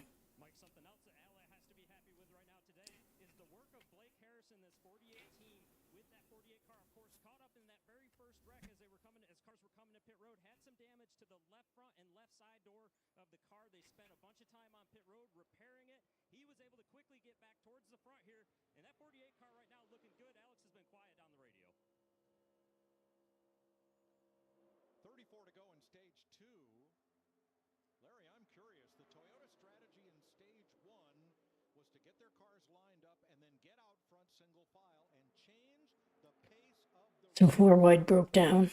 We're now 3 wide. I don't know that we will in stage 2, Mike, but I will say this. The window's going to open for teams to start hitting pit road in about 13 laps, right about lap 100. If I go back a year ago in stage 2, the Toyotas were the last to pit.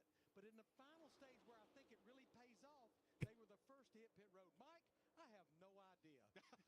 Well, I think that's the key, is setting yourself up for the end, Larry. And I like what you said there. I wanted to track position, get me into the pits, figure out your strategy where I'm the first one in there, put me out in front of these guys and let me do my job. Me and my spotter are going to go out there and keep them behind me. I think Alfredo's been running up front all day. Or all stage. He's been burning fuel though, and no one else cares because he's the one burning the fuel. It can all go up in smoke as quick as it coming to pit road. We might be on plan C already, as a matter of fact. And the drivers inside the cars don't know the plan sometimes, and when it changes, and then the engineers, chiefs, and everybody is developing that plan as it changes. So it's interesting to drive the car not knowing what's going on. Well, and I'm hearing you say that. I'm watching right there. Larson on the bottom. You see him clear back over here on the right-hand side of your screen. He was on the outside, right? And he was up there in the stage because of that on the outside. The strategies change, plans change, and you've got to adapt. You have to learn the whole time you're out there and put it to good use to get yourself in position at the end of this thing. Remember, Kyle Larson started 33rd under penalty. He's now up to 21st. Look at that packed grandstand. Holy cow.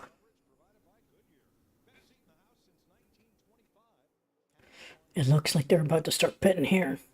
Less than 10 laps. This is about as much fun and the hype and everything, the energy of an infield that I've seen in a long time. It looked great last night. A Justin Moore concert, and it was a sea of people out there. Anthony Alfredo has led 11 laps at Talladega. Next time by will be halfway in stage 2. We're about to get pit stops.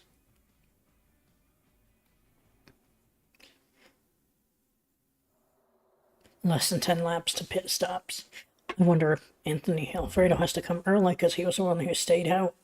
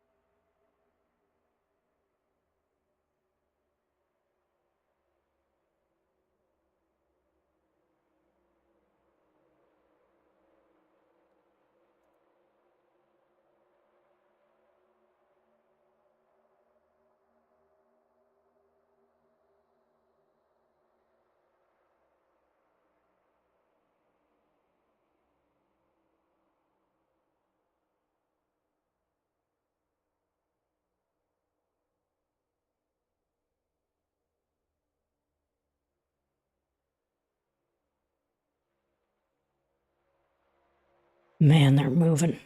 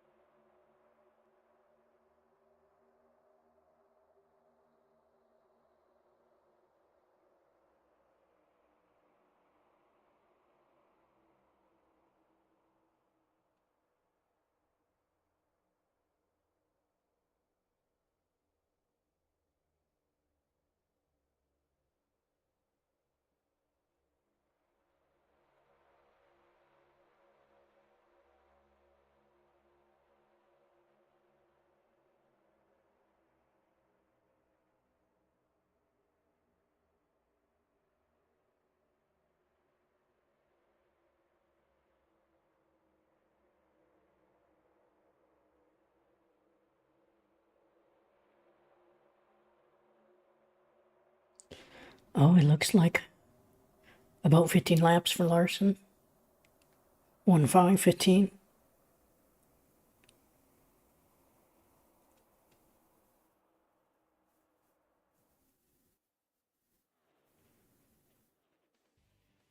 NASCAR on Fox is sponsored by Ally, the bank that's your ally. 95 laps to go, 27 to go in stage 2. Anthony Alfredo leading Ross Chastain, Noah Gragson, Joey Logano, Josh Berry. And Stat Central just hands me this. Whoa, hold on. Yeah. Ooh. I'll hold it for a second. But this is the most that a number 62 car has led in a NASCAR Cup race since Dominion Raceway 1958. Frankie Schneider, former modified champ. That's that absorption level that he's got on us, Kevin. No, that's Russell, our stat man, and that big room full of servers he's got back in Charlotte. That's what it takes to outduel you, a room full of servers. Chastain just led this lap. That is the 38th lead change of the race, and we're not to halfway yet. He's doing a good job keeping just those, halfway right here. Doing a good job keeping those cars behind him. Josh Berry's pushing on that back bumper and had him dancing back and forth. Did a good job keeping it underneath of him. Man, they are holding on to it the best that they can. Cars are starting to get squirrely. 500 miles today, Clint and the Trackhouse drivers made a special pit stop at the Wendy's Test Kitchen to check out a fresh way to frosting. Ross, Daniel, and Shane took their skills for a Frosty Swirls test drive. Did you have some fun making nurdles, Clint? Oh my gosh, they were so good. A Frosty, are you kidding me? And that test kitchen was awesome. I mean, I'm talking everything is made and perfected right there, Kevin. It wasn't just the Frosties. The Frosties were on point. Chastain wasn't a very good Frosty maker. We didn't listen very good. We had a head chef that literally perfects the Frosty. She told us how to do it. Turned the red light on. All three of them messed it up. We redid it about 5 times. Of course, I messed my lines up a few times. Had a blast. That activation has been one of the best in this whole sport of NASCAR in the last 2 or 3 years, whether it be Daytona, Talladega, or anything in between. But boy, the Baconator, the son of a Baconator, the junior Baconator, all so made the right nurdle, there. The nurdle is the little curly Q at the top of the Frosty, which is more than I ever wanted to learn about. You know, my old man's big on that. Like, I've had him stop in a drive-through and then call out the nurdle. That's a terrible nurdle. Get it back. So that must be an old man thing you just said right there. I've heard more about Frosties than I ever thought I would. Me too. Still 3 wide. Bottom line is pulling out ahead right now. Anthony Alfredo remains out front. Noah Gragson right behind him. Cody Ware third on the inside, then Bubba Wallace. And no rhyme or reason to what make is where at this point in stage 2. No, and even with everything that's going on right now, you see Joey Logano all over the back bumper of Ross Chastain, because what you'll have is you see that bottom lane surge, and then you have to kind of abort your strategy, get get the track position back, and then you start saving fuel. So you want to be the first car in the line, and you want to be as far Anthony Alfredo still leading. Josh Berry trying to bring that outside lane up even with them. Larson in the middle lane. He's doing okay. Byron just ahead of him. They're hanging out together, just waiting for something to happen.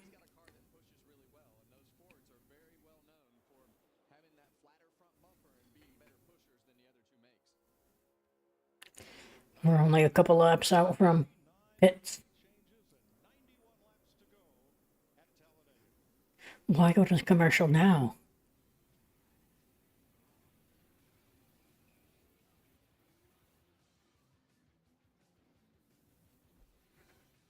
Pit stops are about to start.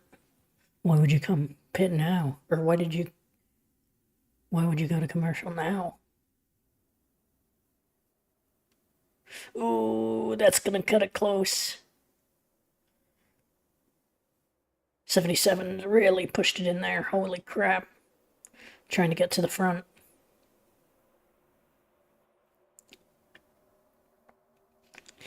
Things are picking up. People are trying to get to the bottom, shuffling around.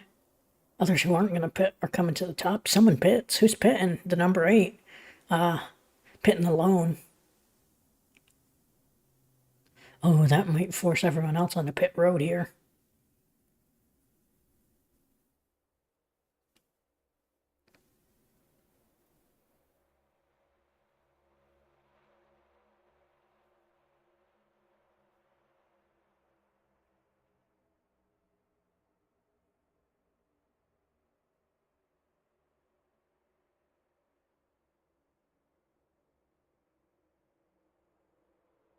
Alright, let's see if that brings people to pit road here.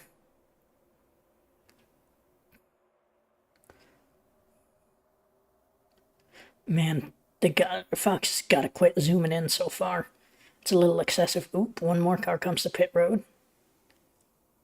62, Anthony Alfredo. He was hoping to make it to when everyone pits, but couldn't quite make it there. He was leading. Burning up fuel in the lead. Makes it real hard to make it all the way where everyone else was saving. Because they'll run them fairly empty.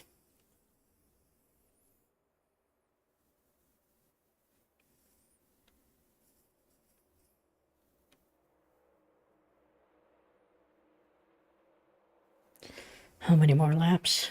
Couple. Oh, people are getting to the bottom. It's about to happen.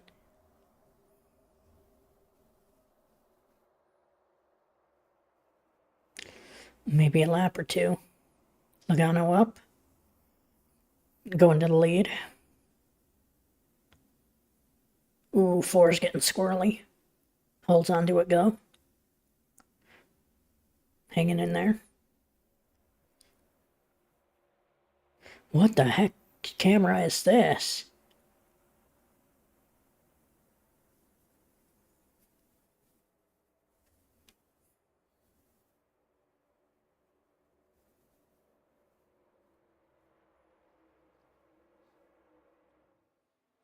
Three Fords in the middle lane lead at Talladega. Kyle Busch made an unscheduled pit stop for a right front tire, and Anthony Alfredo finally ran through his fuel. He did not stop on the prior caution and just came in under green for gas. Regan. Mike, just to update the 8 car of Kyle Busch, it was actually the left front tire. The left front tire completely down to the cords on the car. Of course, he was involved in an accident earlier on in the race. The team has done a fantastic job of repairing that car. They spent a lot of time on pit road, but this is another unfortunate break for him. Now, he was able to stay on the lead lap. We'll see how things cycle through. Holy cow.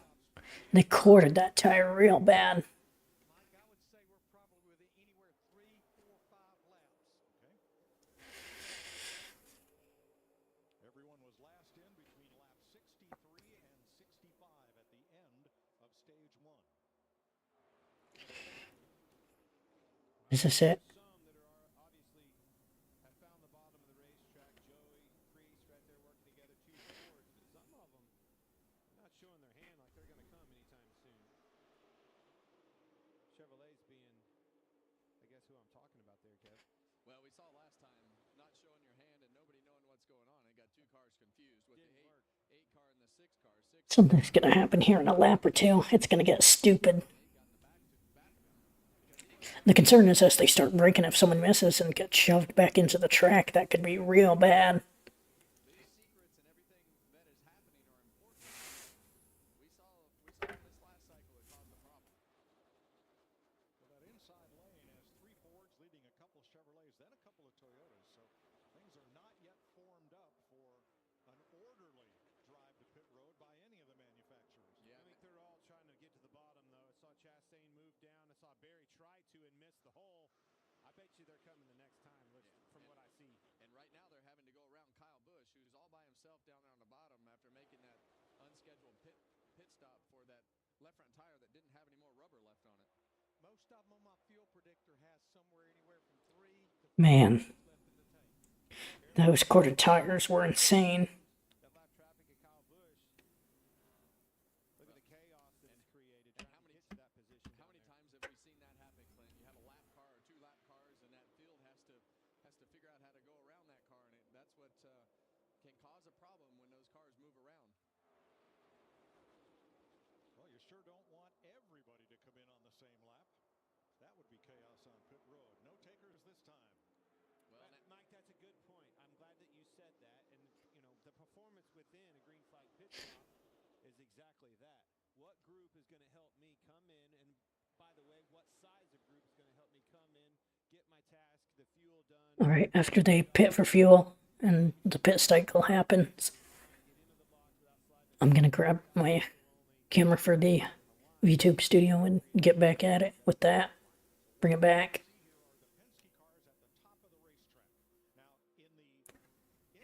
Here we go. I think they pit this time. Enough cars are on the bottom. I think they're pitting.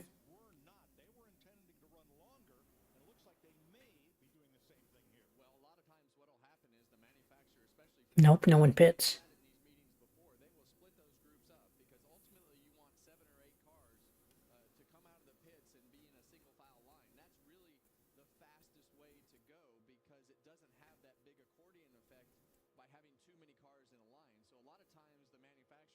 Split their cars up in that strategy to try to create multiple fast lines. That's Anthony Alfredo just in front of the pack. About to go a lap down. That will not be good news for Kyle Busch because it'll take Busch out of the free pass position.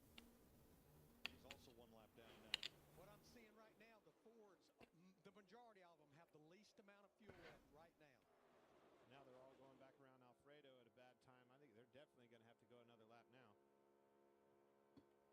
They caught him at the worst time to try to get your line to pit road.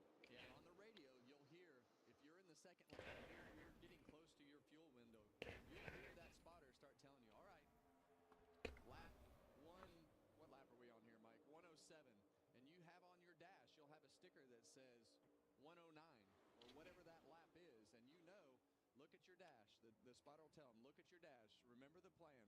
And that's reminding you to look at those numbers. And a lot of times they'll just say lap 107, and that's your cue to come to pit road.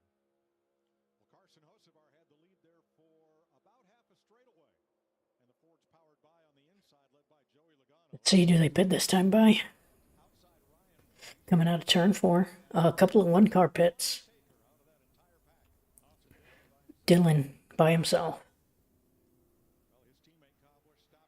That may be a complete bottle. Don't run me out, Larry. I guarantee that's why he hit it. He was running out of fuel. Well, right now, if you're in that second lane and you know that That might spell the end of his race, maybe. you're panicking, you're in a spot where you can't get down, and these guys in the bottom lane. See Cody Ware back there waving. Are other people coming? Yep, people are going to pit this time. And out the window. Mixed up right now, so Chevrolets, keep an eye on them. if you wind up not being on the plan, you just pit with whoever comes to pit road at that time. Chevys. Here come about half a dozen of them. Whoa. Whoa. Van Gisbergen slid all the way past all Shane Van Gisbergen missed his box or pulled into the wrong one. Not hard to do when you've been running 190 miles an hour. Suddenly, you've got to woe it down to 55. Yeah, but you would think of all the guys on the racetrack with that experience of getting the cars woed up and getting the most. Holy crap. It would be him with his road course background, and that may have been on display. That might have been exactly what you saw. And it might be a speeding penalty. All the Hendrick cars stopped, along with Ross Chastain. Cody Ware came in with them. I don't like how their line is not very put together here when they're exiting. Yeah, Van Gisbergen too fast entering. To no surprise.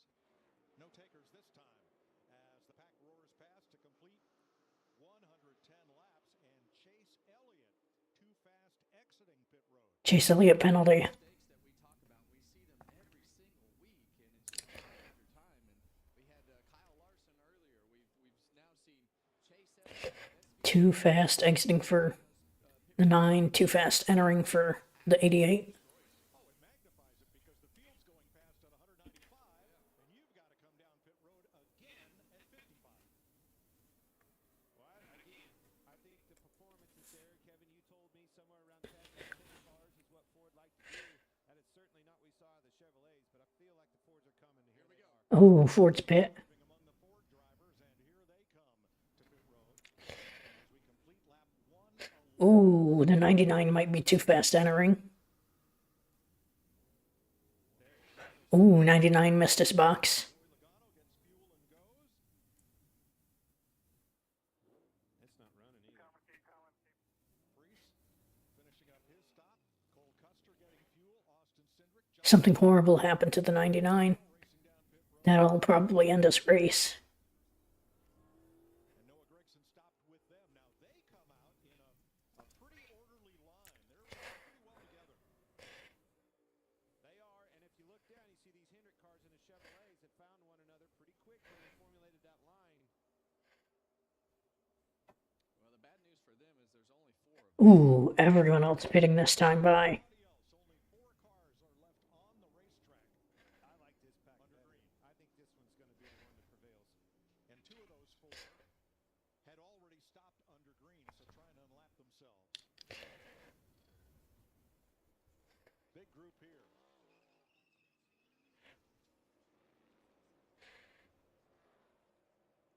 Another mistake there, Mike. 99 too fast entering. Yup, I called it. 99 dove in there. So here, a pass Whoa, Larson dives to the inside. Whoa.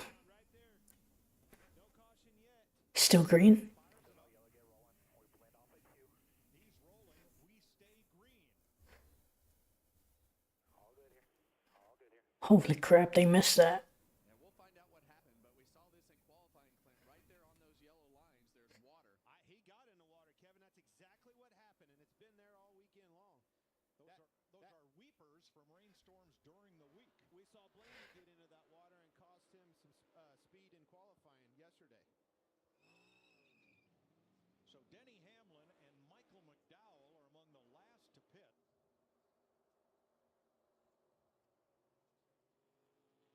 There you see Chase Elliott dipping off, serving his penalty.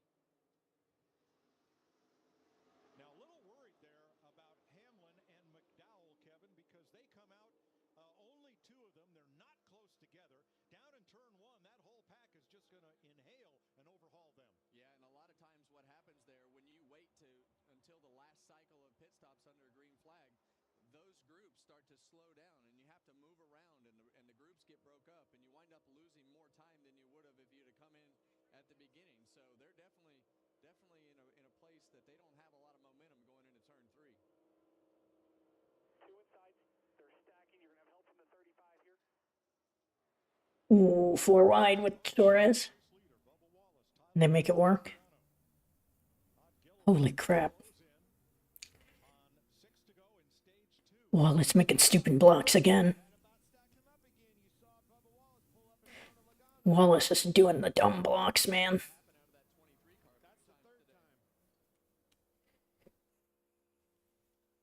They just need to leave Bubba out to dry, honestly. He's making too many stupid blocks. I wouldn't want to keep racing with him.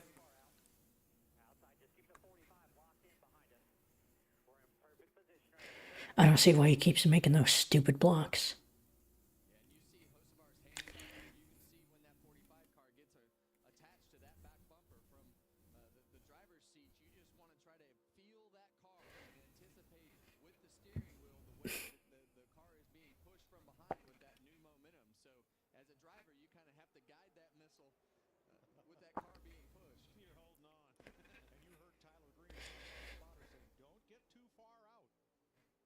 That's when you lose the energy of the pack and things break up and you get overhauled. Yeah, and when we first went to that camera shot, you could hear him lift out of the throttle. So you actually manage that. You don't want to pull away. You slow yourself down to keep your car closer. Holy crap.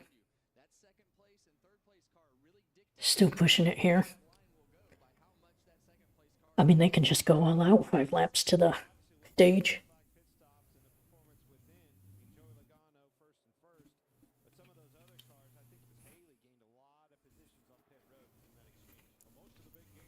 So during the stage break, I'll return my VTuber model to working. Byron bailing, maybe.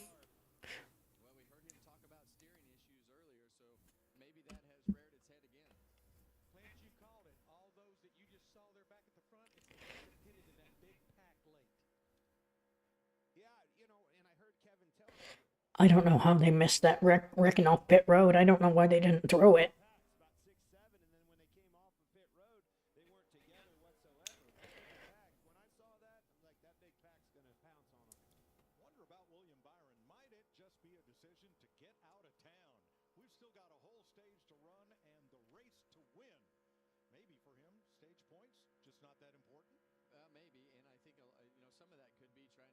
Ooh, some people are pitting right now. Gonna pack it full.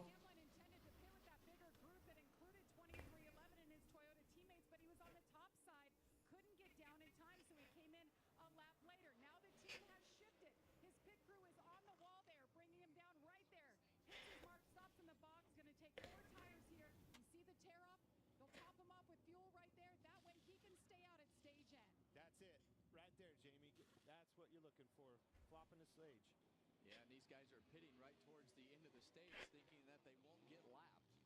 Well, it's also Riley Herbst, and it's also Ty Gibbs, and with him, Chase Briscoe, 4 of the 8 Toyotas and that's together. why they're not going to get lapped. Well, and, you know, we always see what's that new strategy going to be, and now we've seen these guys all pit together to try to flip the stage and put themselves in a position to not have to pit when this stage ends. So 2 to go. 2 to go if they can stay ahead, not go a lap down.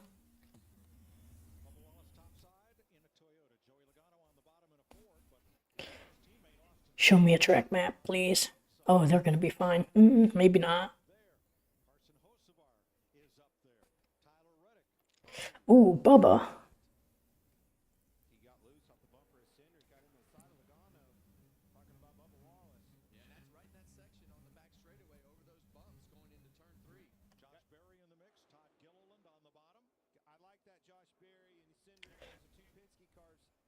Ooh, I think they bite wreck here.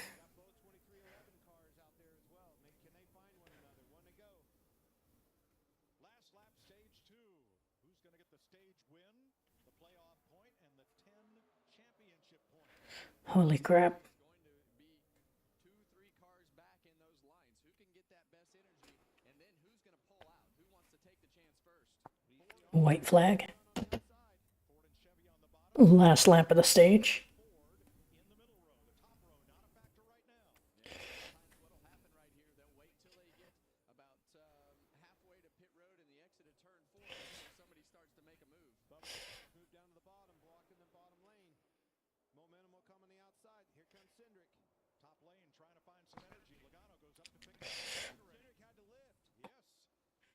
Oh, Logano drops down, trying to get something going. Can't make it. Bubba.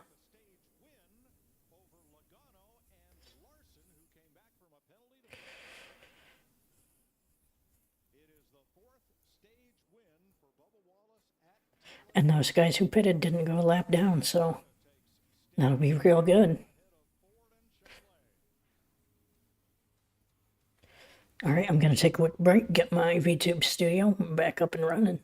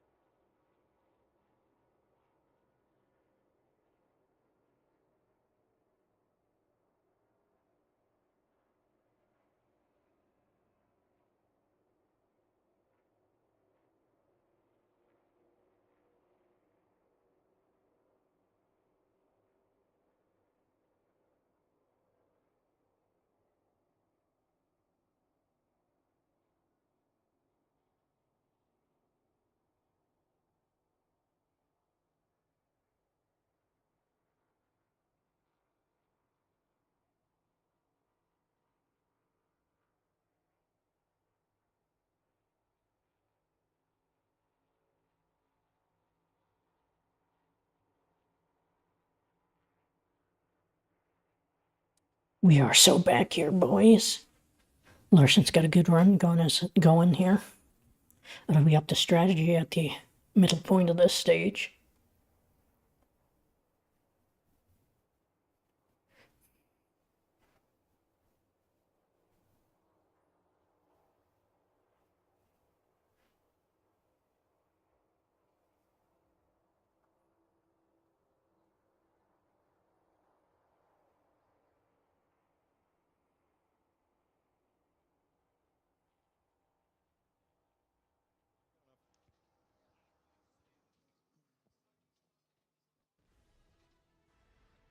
All right, folks, the Indy 500 is just a month away, so we're going to do a little Indy 500 trivia. Joseph Newgarden has won the last 2 Indy 500s. He's looking to become the Here we go. first driver to win 3 straight. 2 drivers in history have won back-to-back Indy 500s and had a chance at the triple. Who were they? Mario Andretti. Won it once. Rick Mears? Won it 4 times, not Okay. consecutively. Oh, consecutive. But good Well, guesses. Hey. Anytime Mario Andretti, I was like, it got to be one of him. If it's not, it's got to be A.J. Foyt, right? Hey, Boyd, how'd we leave that on the table? Al Unser, 2 in a row. And Elio Castroneves. The other repeat. Holy crap, man. Here we go. Difference in the time frames of that. Al Unser, those guys, he doesn't have the weight program and the nutritionist and all this stuff that the other 2 had. They didn't offer that back in the day. I think he looks pretty cool. I like him side chops. Al Unser. All right, not everybody's happy the way that stage ended. Here is car number 22. Way to go, Austin. Way to go, you dumb. Way to go. What a stupid. Oh.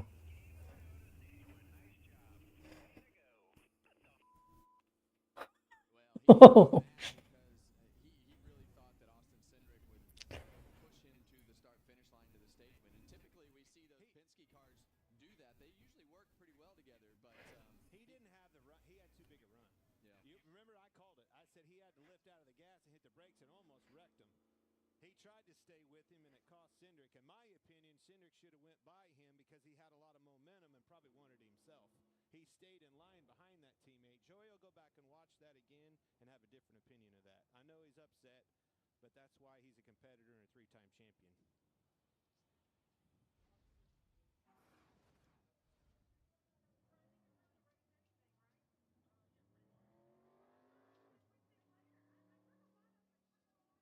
Now, this was after the stage end.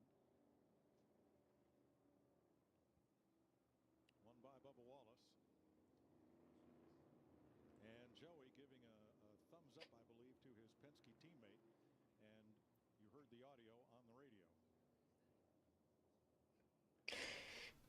You see the run. He had to lift out of the gas. What happened? Look how bad they stacked up behind him. He was going to run him over. That's my opinion, Kevin. Well, I hate to say it, but I think you're right. It pains me to have to say that. Well, you and I fought over that back in the day. Yeah. You know? You don't understand the circumstances in it. How did he leave me? What the heck's going on? You know, and you watch it on Monday, like, I get it. And in all that, Kyle Larson comes back from a speeding penalty to finish 3rd in Did the you stage. see how he shot to the bottom, though? It's because they all stacked up, and that all started with Cindric. Pit road's open, Josh. Well, frustrated Joey Logano, not happy with the car. They're saying it was very edgy, saying, I need you guys to give me something to tighten this thing up. Jamie? Bubba Wallace happy with that stage end, picked up his 2nd stage win of the season. He comes to a stop. Charles Denick asked him any complaints. He said no complaints. They are happy. 4 tires fill him up. Man. Austin Cindric stopped short and away from the wall more than him. Reminded him about that. He got boxed in a little bit earlier. You see right now he was trying not to. Car is good, and he said on the radio, it's all I could do not to wreck Joey there. For the race off pit road, 2 Toyotas there, Briscoe and Hurd. Lead them off. Yaley and Elliott did not stop. The whole NASCAR community is missing Dr. Jerry Petty, who passed away this week. Decals on all of the Hendrick Motorsports and Spire cars. Jerry Petty found a Carolina neurosurgery and spine, cutting edge, huge practice in the field, and many of us are in debt to Jerry for his guidance, his medical expertise, and his friendship, including NASCAR, the Carolina Panthers, and the National Football League.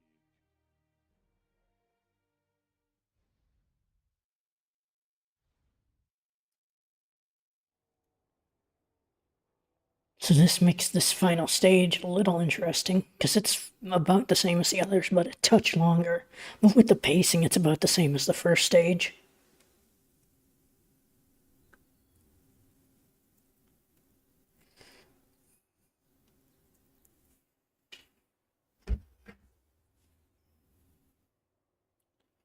Eight's in the pits trying to fix up his car.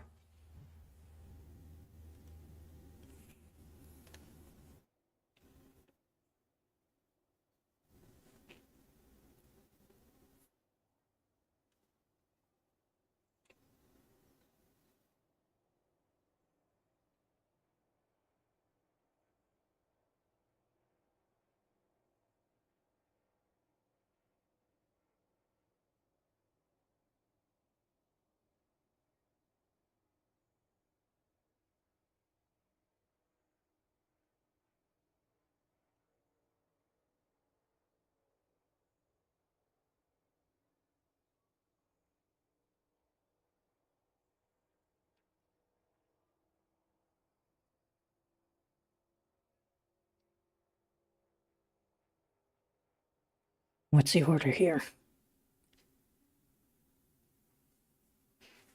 Still pacing.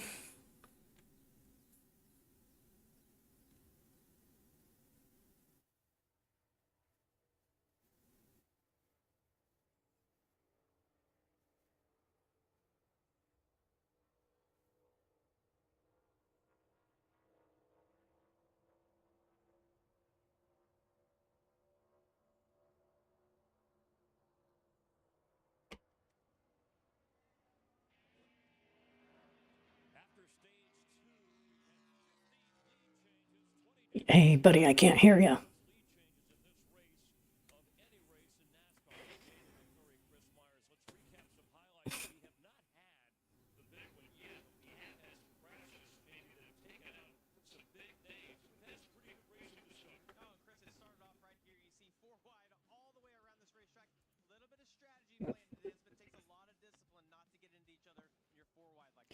A little bit of a race recap here.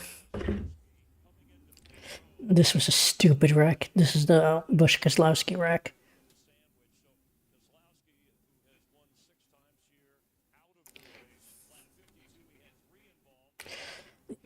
Hamlin absolutely junked Seabell.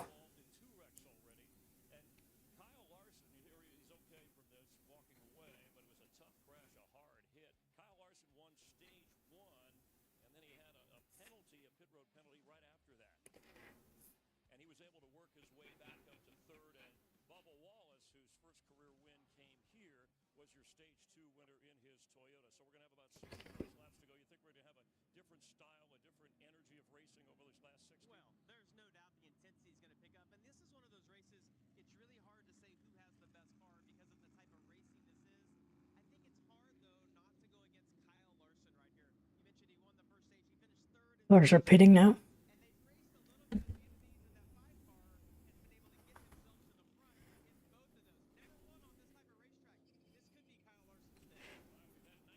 We've already spent 6 laps pacing. What the heck are we doing?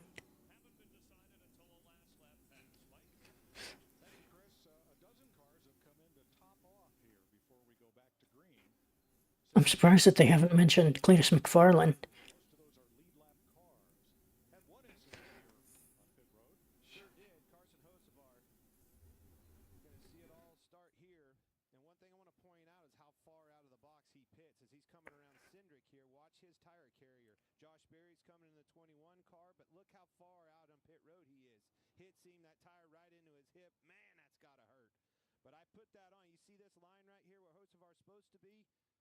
That right rear was way out. He was outside of his box too far.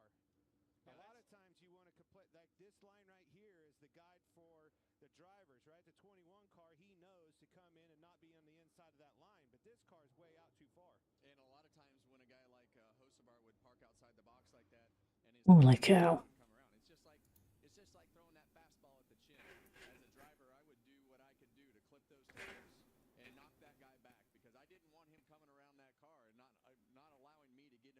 box, and I felt like that's the case there. That car is definitely outside the pit box, but unfortunate for that tire Well, kick. he put himself right back in the game, changed that tire and went on, but man, that had to hurt. He'll think about it the next time he comes around that car, though, and he'll make sure that he says something to that driver. And no penalty there because you are allowed to stop in the box with the right rear wheel outside the line, but only right rear but tire. a lot of times that penalty would have went to Josh Berry for cutting that stall off. I don't put that on Josh Berry. No, that car, the 77 was so far outside of the box that he had to swing wide. Getting ready for the restart with Tyler Reddick. Here's your Xfinity mobile cam as Reddick lines up 8th for Man, things are going to get real interesting here very quickly. All right, we rolling on lap 7 of stage 3 already. They got to do something about the pace laps here. I don't know how long I've been streaming, but that had to be at least 15 minutes of just pacing. Well, we see those Toyotas up in the front right now. They pulled a great strategy at the end of that stage to put themselves in a position to take this track position, and you see Chase Briscoe come down in front of Ty Gibbs right there. Leaves Riley Herbst up on the top lane in front of Kyle Larson. All Toyotas there at the front, Larry. Yeah, Mike, and if you looked at the back, you saw a long single car line. It's because they pitted after pit road was closed, coming to the green flag on the restart. But just on the Toyotas that's up there at the front, Briscoe, Gibbs, Herbst, and Hamlin. Remember, they pitted with 3 to go in the stage. It was really not a plan, but it was an option in the playbook because they had lost track position. They had nothing to gain. They pitted, and then they came and topped off there, which really sped their stop up contrary to the competition. Oh, interesting. So they did pit, just top up and for a couple seconds. Well, not anymore. Briscoe jumps up top. Logano's going to make some stupid block junk himself. He has basically every single race at a super speedway. Let's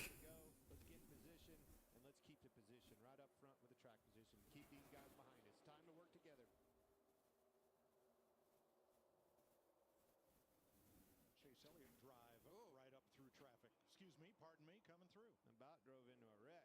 Woo, that was close.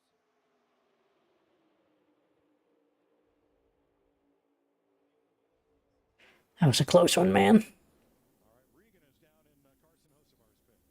Mike, we caught up with Jarius Moorhead, who's the team member that you saw that just got hit on pit road. A big hit. You guys are athletes. Is part of all your training for instances like that to keep you safe when that happens? Oh, 100%. And then just us come from a football background. You get used to it. We've seen everybody checking in on you. Right? Yes, sir, I am. I'm good. Love watching you guys out there. Big hit, Mike. Okay. Oh, come on, he never got hit by a 3,200-pound line. You sure? I bet it felt like it. Might have felt like it, yes. But Depends on how fast they were running. well, I'm glad he's okay. Here's another look at it as Josh Berry tried to come into his pit. Yow. But as you said, he continued to stop. He played at North Carolina State. Well, those guys are all studs. I mean, the game that has been created on pit road with the athletes and the guys that are carrying and changing those tires is unbelievable in today's NASCAR world. You brought up game, and the game has changed. I like that we keep going back to this Toyota thing, and they have put themselves in position. 3 of them stacked up on the inside. Okay. Saving some fuel. They might go 4 wide again. Let's see if they need to save that much.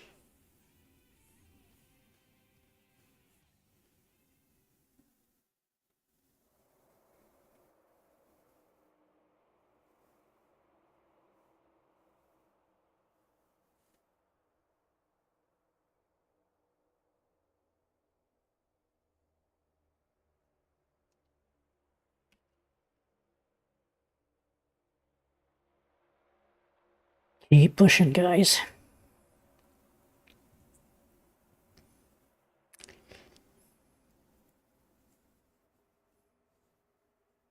Super Speedway racing is so much of a strategy game these days. It gets a little stale at these points right at the start of a stage because everyone just has to save fuel. It's still fun and enjoyable, but you can't make the huge runs like an older school NASCAR. Just too much drag in these cars. You need to reduce the drag a little bit. Take an inch off the spoiler or something.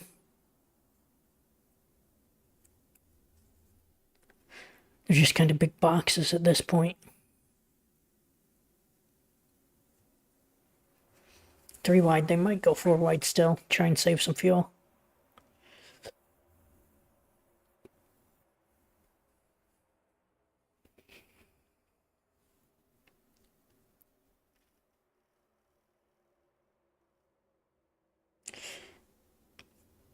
Gibbs and Hamlin are on the bottom. Briscoe and Logano in the middle. And then 2 more cars up top. I can't see who.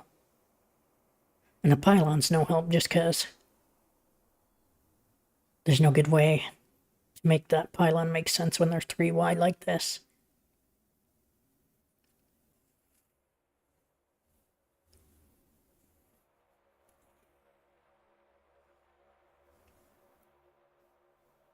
Is Bubba Wallace the next stupid blocker with Logano? Taking Logano's place as making stupid blocks late in the race? He might be.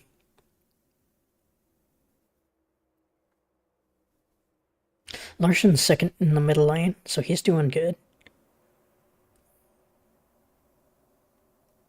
You realistically want to be 3rd or 4th in line because that's the good mix between being pretty far up and still saving fuel.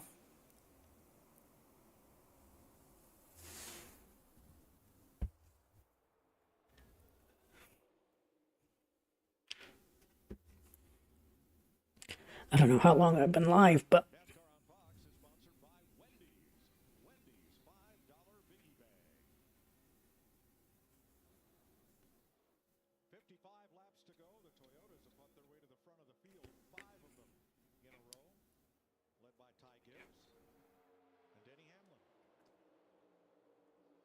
let's see where this goes.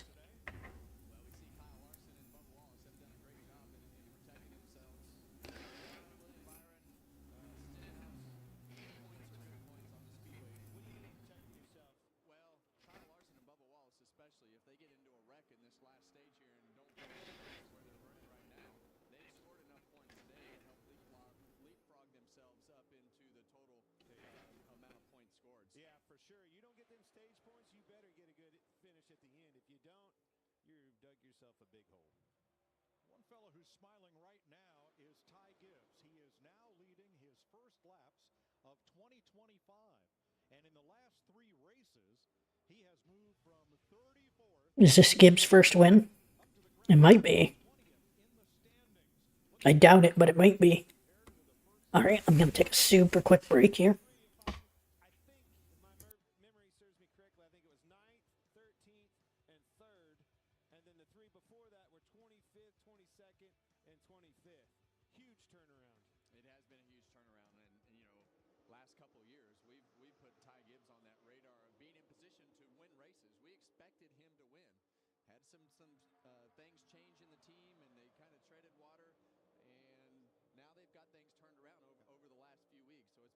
It's been pretty good for Ty Gibbs lately. His wingman right now, Denny Hamlin, the senior driver at Joe Gibbs Racing, as he sometimes described himself. Speaking of Hamlin, here's the Progressive Race summary. With 53 laps to go, we've had 21 leaders, 54 lead changes, and still have 32 cars on the lead lap.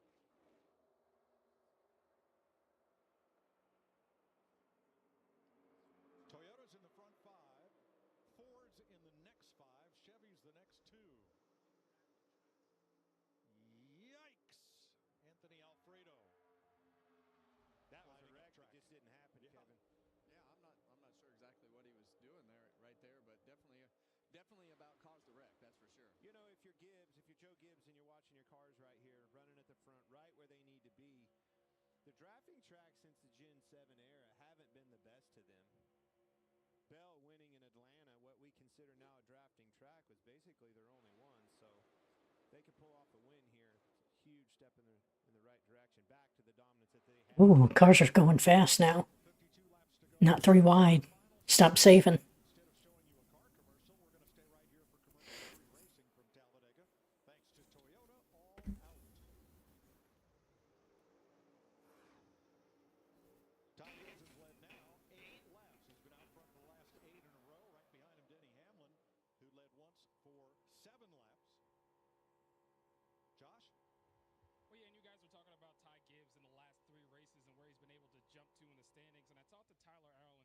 chief earlier today, and he said the big thing they had to reevaluate during the off week was just getting more efficient with their workload, getting a baseline back to where they need to be. He was admitting that, yes, we had some growing pains earlier this year, but now that we have an idea of where we need to be, we have a better idea of what we can do out here, and we're showing that we can do it. We just have to keep that level of confidence going. Regan? Well, Chase, the 19 car of Chase Briscoe running in the 6th position right now.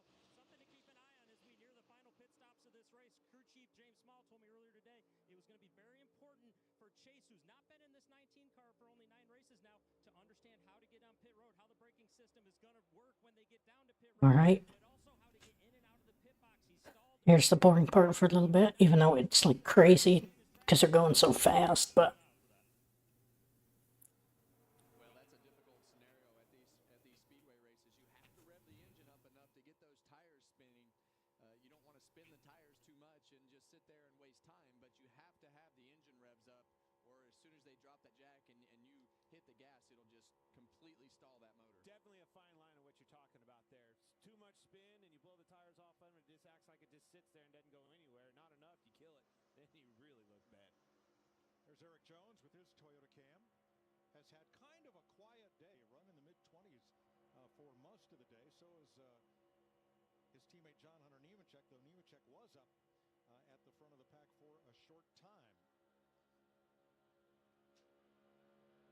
Tyler Reddick currently 16th. A really nice day for Riley Herbst up in 3rd spot.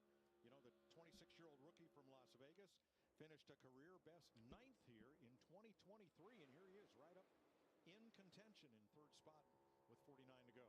Yeah, and you know, I think that the intentions for everything with Riley when he started before this season was to put him on the super speedways, and we saw him have some success. So I think this is probably as comfortable as Riley has been because of the fact that he's running. still pushing forward, I guess. Again, this is the boring part of the race because everyone's going fast, but you can't really do anything because these cars generate too much drag.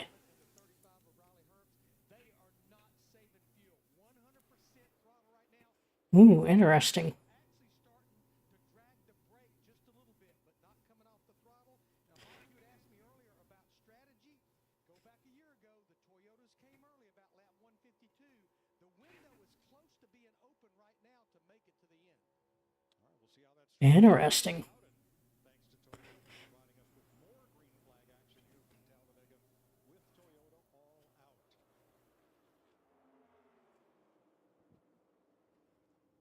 Well, one way you can easily tell from home the pace has picked up is we're not 3 wide and 4 wide anymore. No, not very many cars are saving much.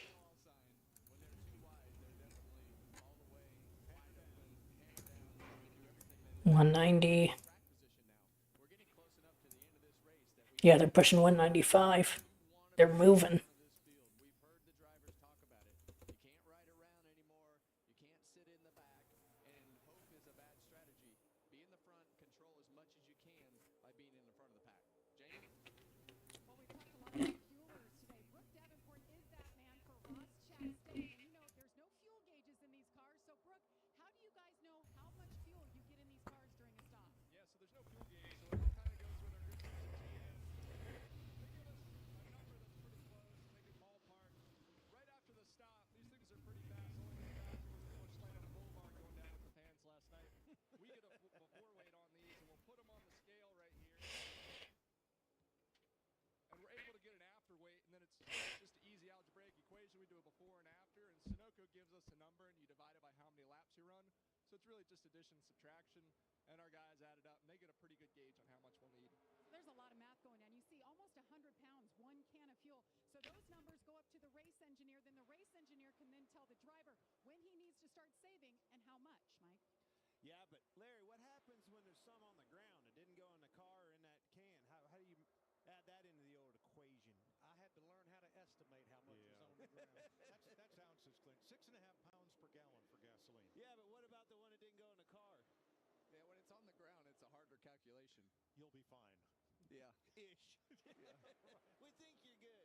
Yeah, the bad part about that is that got way harder than anything that we're capable of, Clint. When he started talking math, we knew we were in trouble. The algebraic equation is what got me. I knew he was out. Single file at the front of the field. The Toyotas are hammer down. 5 of them out front of 5. Absolutely flying, man.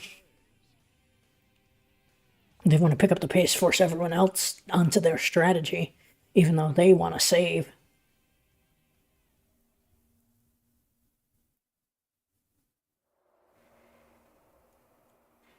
I mean, they're flying. Absolutely hauling the mail.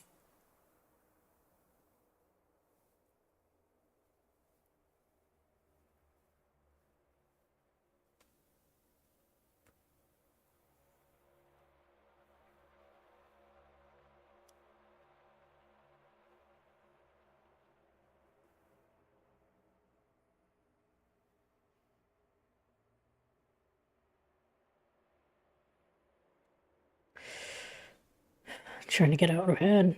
Not much saving, just a little bit. Everyone's, of course, saving a little bit, but they can't save much when you're moving 195 mile an hour. Got to be at least 100% throttle into the corners and out of them. You can save a little bit at the end of a straight, but they were getting down to like 50% throttle. I don't think they're getting down to 80. Let me check.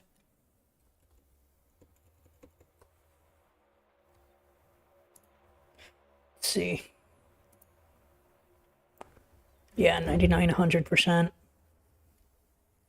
Going about 195. 190s into the corners. I mean, that's the Toyotas. They're hoofing it. Everyone else farther back in the pack, getting down to about 60, 70%.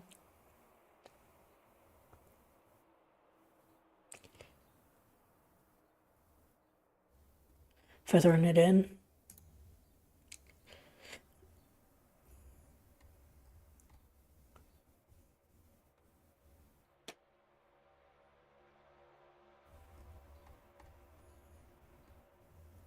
Toyotas are just absolutely hauling the mail.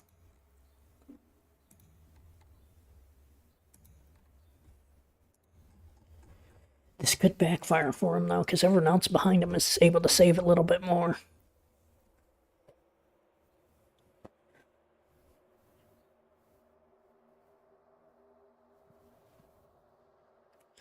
Yeah.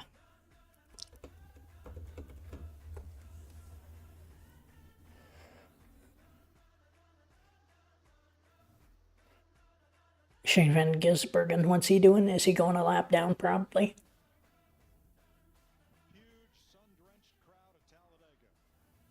They've seen 147 laps, 41 to go.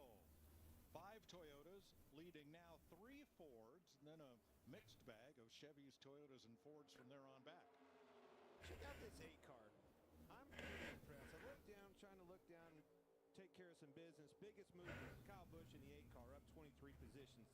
That car was a lap down, right front damaged, the left front's been corded. They've been all over the place, and they're not out of this thing yet. In contention.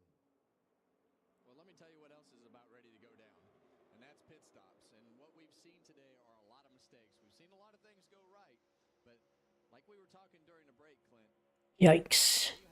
That tape's about to come off the number 8 car. That's gonna mean a lot because of the last pit stop is obviously the money stop. But we haven't seen too many of them get it right. We've seen 4 cars come out because 2 cars had penalties or had trouble on pit road. So who's not gonna make mistakes? That's really what this is gonna come down to. I wholeheartedly agree. I think it's a number of cars, and I think it's minimizing mistakes amongst the cars. You're riding with Eric Jones, the Toyota Cam, looking at our pole sitter, Zane Smith, who lost radio contact with his team for about 5 or 6 laps. Neither channel of his radio allowed him to communicate, but they have that resolved now. Yeah, and sometimes when you're drinking water or something, you might unplug your radio wires or something along the lines of that happening. And when you don't hear anybody for a few laps, your cue as a driver is, okay, maybe I have a problem here. Check my connection for my earphones. Check my radio connector. Make sure all that stuff is plugged in. So as a driver mentally, you have to have that checklist. A little bump there in the back straightaway with 39 laps to go. As Look at it. Give you a NASCAR on Fox Sunday. Crank it up.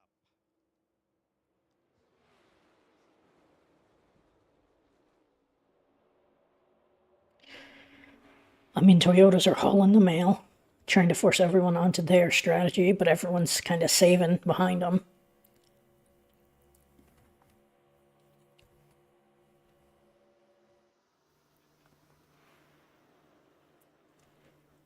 Getting close to pit stops. We'll probably have one more commercial cycle.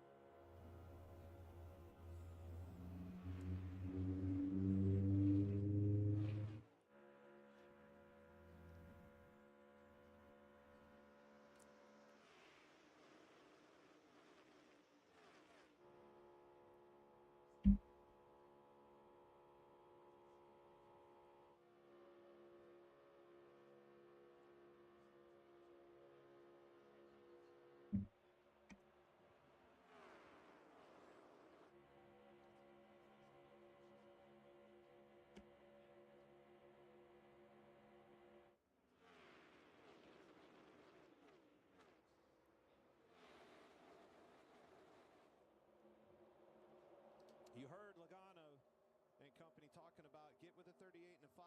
Let's go. Ready to make a run, and that's exactly what they're doing, starting to creep forward. Big runs out of the Zane Smith to the bumper of the 22. And you see it from our aerial coverage provided by Goodyear. Celebrating 100 Man, of the American. they're flying. The Goodyear blimp. There's the whole pack at Talladega. 32 lead lap cars. Making big moves. 2 seconds of the leader. And Larry Mack, one pit stop, the money stop to go. When? Well, the window is open to make it to the end, and I think we're right there now where if you wanted to do some odd things like the Toyotas did a year ago, you could come. But now we truly can't go to about lap 172, 173.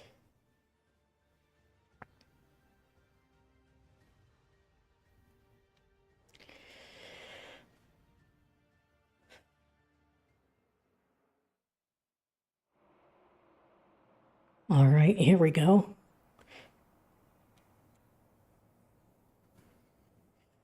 Will there be a big one? It'll probably happen right after pit stops when people are coming back together, getting stuff shuffled out.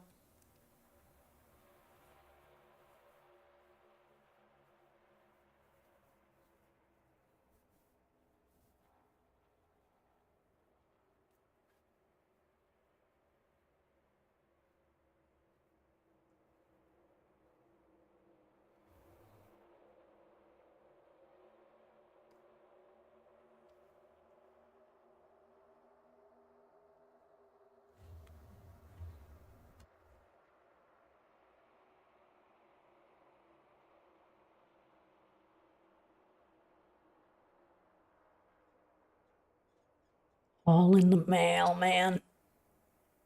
They're hoofing it.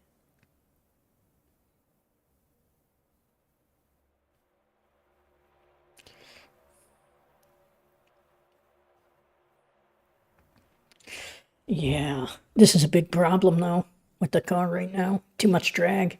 You can't get a third line going. You have to have so many cars to make a third line viable that you can't make it viable with the number of cars on track.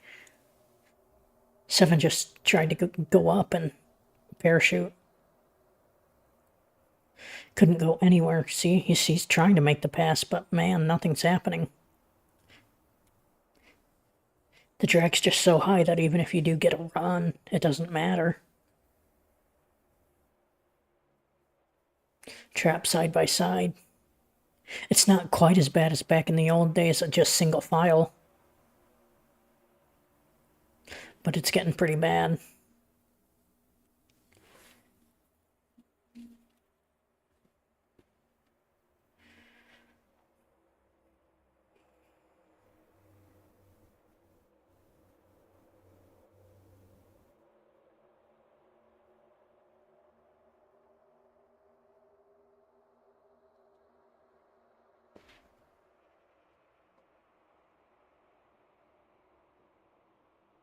How does it get more boring when cars are trying to go faster?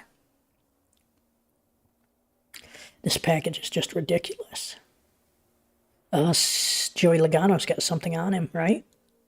No, maybe not.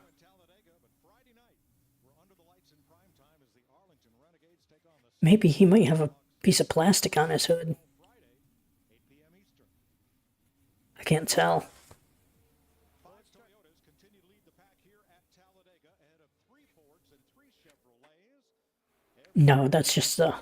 Position to be in the right place at the right time to make that green flag stop. Well, you kind of led me to where my head's at here. Our got 6 Toyotas, give or take, and what, top 20, Larry, 8 Fords, 6 Chevrolets. Obviously, there's more out there, but that's kind of in the top 2022.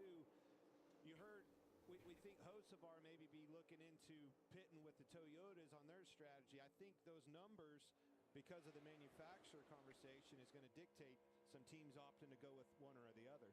Yeah, they can go another. Car's getting to the bottom. Maybe even a little further than that right now. Not a lot of fuel saving going on right now. The chip that on the radio is teams in the garage area in the pit road thinks Toyotas will come first, Fords will be the last group to come. All right, Kevin, let's go further on this Hocevar situation. He's 1.7 seconds back of the lead Toyotas. If he pits with them, how is he going to leave with them and maintain a draft? He's so far back. Yeah, that's going to be a tall order to make that happen. But as I looked down at his pit stalls and we saw the trouble with this tire carrier earlier, you definitely don't want to pit with the Fords. You've got one in front of you and one behind you, so that strategy's out the window. I don't know why you would want to go against your manufacturer, but we'll have to see how all that plays out. How? The only how is coming onto pit road. That's how you make up that 1 second. As those guys slow down in the front, hopefully you're going to have to make that up coming onto pit road, because you're not going to do it getting fuel and you're not going to do it leaving. And that's a big chance to take. We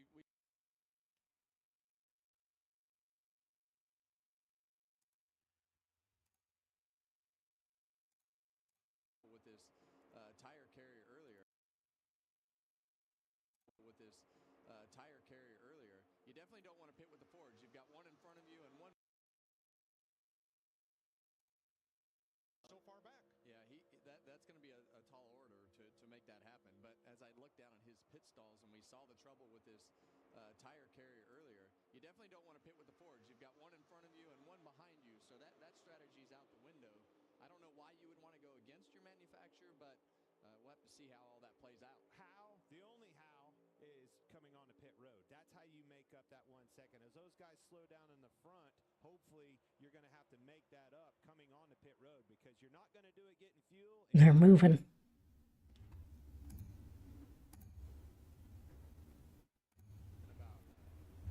think it's very important to be disciplined with the group that you're in, and moreover than probably the track position in which you're running right now. And you see that car right beside, and now they have to start the work over again. A lot of Chevrolets back further in the pack. They're finding one another. I think that Stenhouse moving down to the bottom lane was exactly what I'm talking about. I think it's very important to be disciplined with the group that you're in, and moreover than probably the track position in which you're running right now. All right, cars are single file here. Most of them. A couple are still on the outside. I thought some Chevys might come with them. Maybe some will. They're in turn 3. Fox around the turn. NHRA 4-wide coverage from Charlotte tonight, 7 p.m. Eastern Time on FS1. IndyCar, Barber Motorsports Park, Birmingham. What are they going to do? Not yet. Still going in one more lap. And we'll be back with NASCAR from Texas Motor Speedway next Sunday, 3:30 Eastern Time on FS1. Every lap that goes by, guys, the intensity level just keeps notching up, because the pressure of having to make this pit stop, get on and off of pit road, and then the intensity that comes with the end of this race is undescribable. I don't even know how you can describe the intensity of the last Whoa. of these types of races. 22 to the lead. Big push. Differential as they charge to the front on the outside, as much as 7 miles an hour different than the Toyotas that have been leading this race. Ty Gibbs has been out in front for 32 laps. Joey Logano's about to lead his 22nd lap of this race. 27 laps to go. What do the trends look like this week? I've looked at the 6 races at Talladega over the last 3 years with this Gen 7 car. Average of the last caution, lap 169, 19 to go. 3 times in the final 5 laps. But let me remind you, Talladega, an all-time 19 overtime finishes here, second only to Daytona. All right, Larry, so when you pack that car with fuel on this final stop, how many overtimes are you planning for with this fuel load? You're planning on as short a pit stop as you can. I'm going to worry about overtimes later. When we get there. What did Richard Boswell say? I need me 4 seconds of fuel. Okay. Well, and right now I want to give a shout out to Cole Custer. He's the car that's right behind Zane Smith in that outside lane. I still feel like what we talked about at the beginning of the race is true. I feel like the Fords are faster, they can push better, and they've pushed themselves all the way back to the front. Now, Zane Smith and the 22 car of Joey Logano are not connected, so that definitely takes a little bit of that speed away. But I feel like, and we saw it in qualifying, Zane Smith has the fastest car, Clint. Certainly does. Now, we're hearing the Toyotas are coming this time. From second on back on the inside, a wave from Riley Herbst to the cars behind him. They're broken up a little bit, but most all of those Toyotas are down on the inside lane, ready to head to pit road, and here they come, and boy, they got a lot of company. Wow, Herbst coming around the outside of Denny Hamlin almost turned it around. Josh?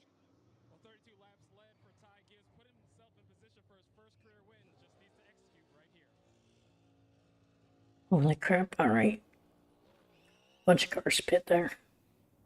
12 cars in all on pit road, and Hocevar did come in with the Toyota.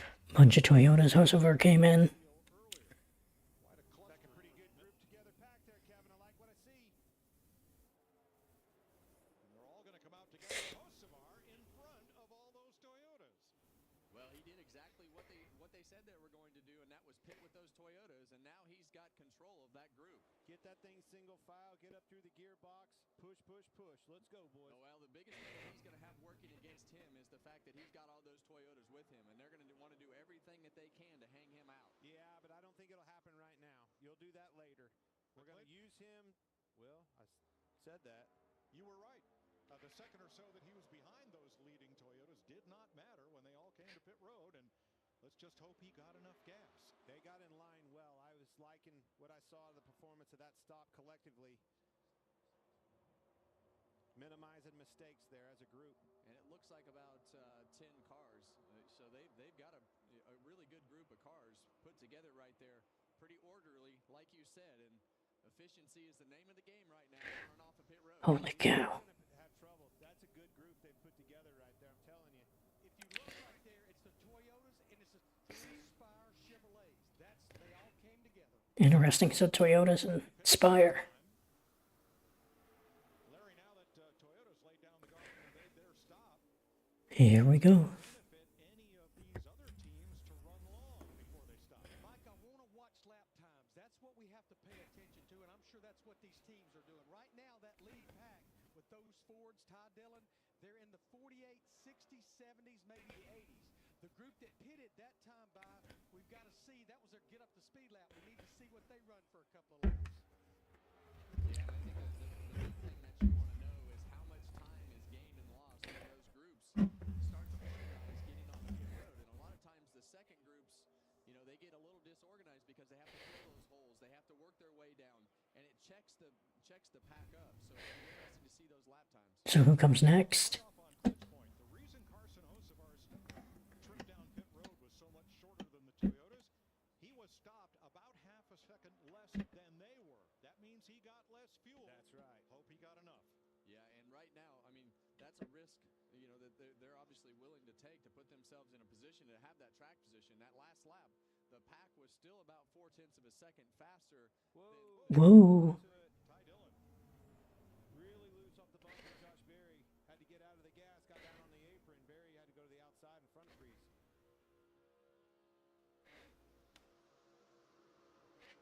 Did Hocevar save enough? Hocevar might have been able to save the amount that he didn't get. Have yet to make their stop. Here's another look at this. Yeah, and you see Josh Berry, much like what happened earlier with Austin Cindric, probably had too much momentum, and with the shape in that back bumper, just gets that car too loose when you have too big of a head of steam. I don't think he was very square on him. Hit him in the right rear corner.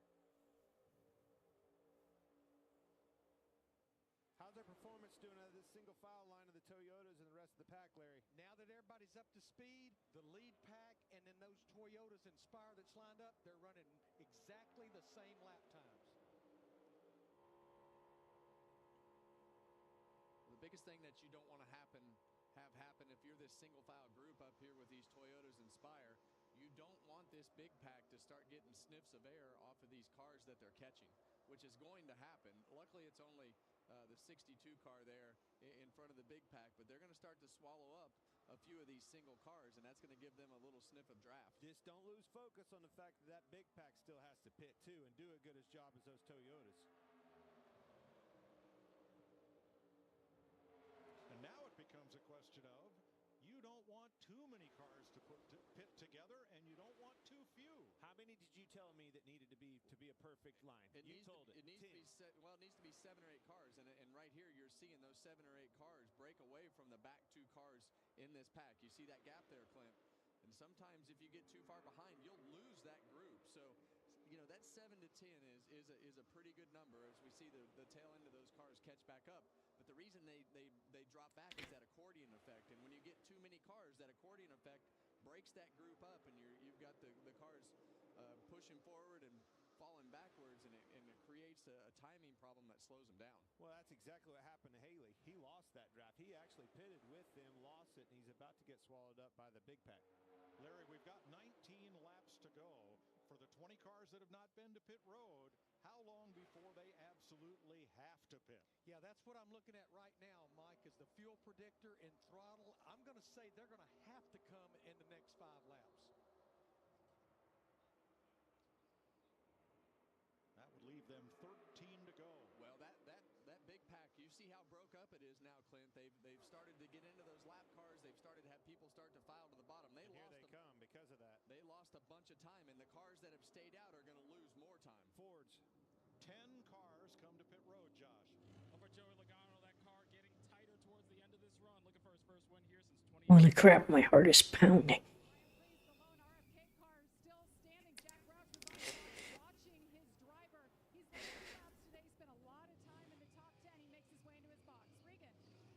Smith all the way in pit stall number 1, hits the box nicely. The gas man, Christopher Webb, does a nice job of getting to the car. They're going to try and win the race off right here.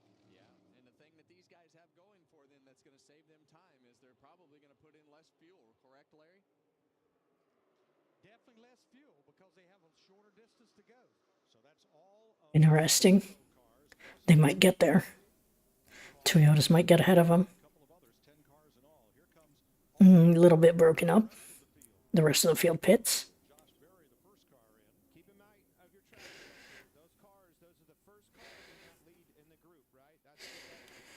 Here we go. You see Hocevar, top right, Barry on the bottom on pit road, Priest and Logano on the bottom. Yeah, and you see all those cars fanned out in front of them. Block that run. That is a really bold move by Ross Chastain, but it checked the whole pack up. I promise you, Denny Hamlin is not going to be happy with that, but when you have somebody like Ross Chastain that's willing to put his car in a position like that to check up that pack, it did exactly what it could do. Luckily, it didn't cause a crash.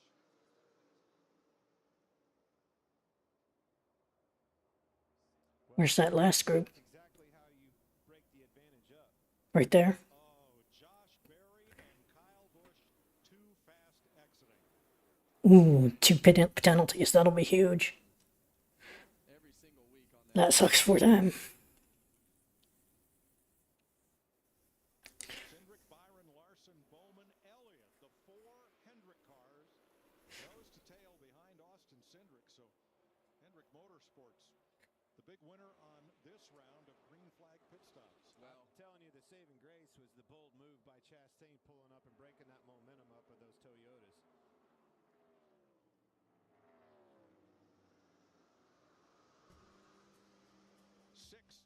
Now 15 laps to go. Come on, why are you going to commercial now? Alright, let's see. Whoa. 77 about crashed. About wrecked it. Is this going to be a Larson win?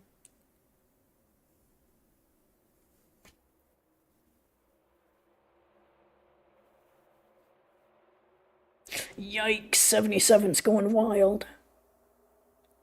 Middle of 3 wide. He was struggling with his car earlier. Ooh, big one coming. Big one coming.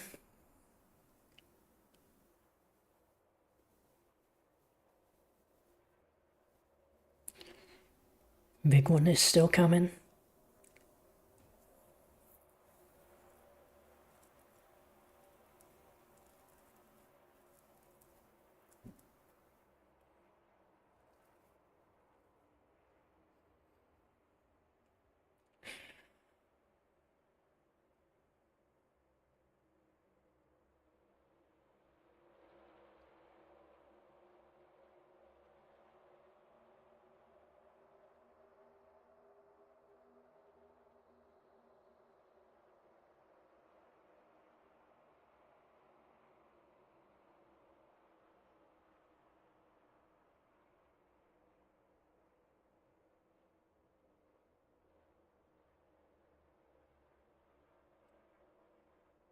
All right, this is it. 13 to go. Here we go.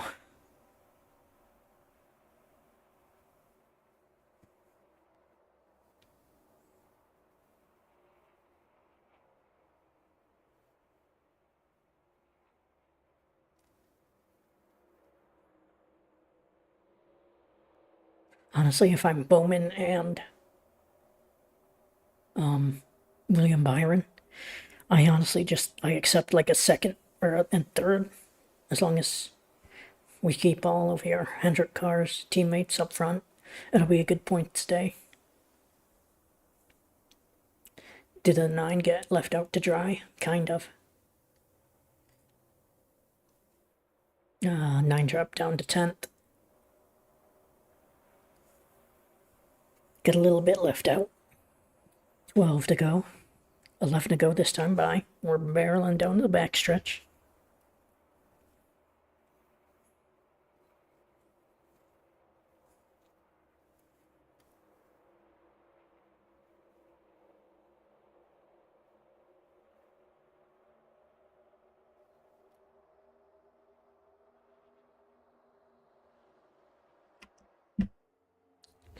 Coming to 11 to go at Talladega.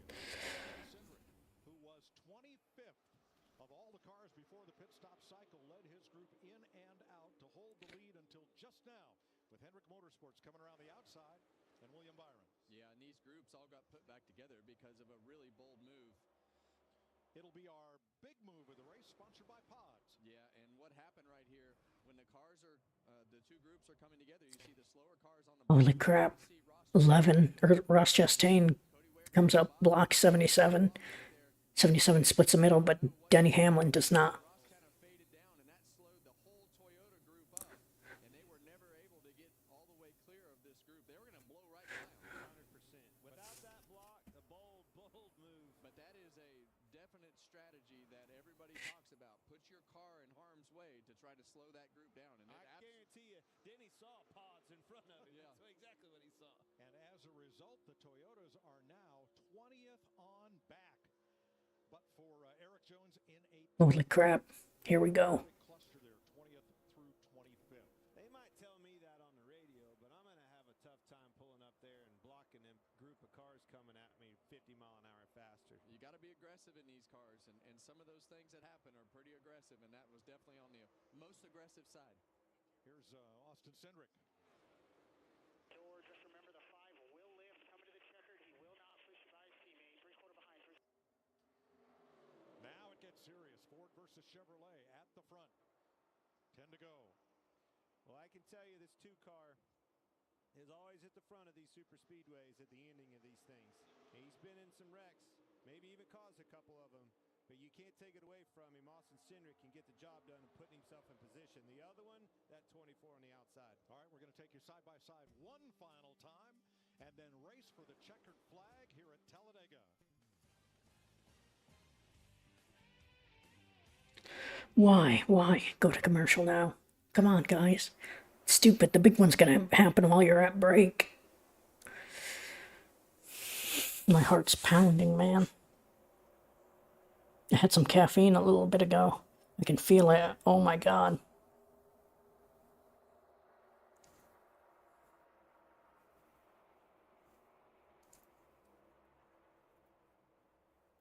Whew. Oh man. Here we go, boys. Here we go.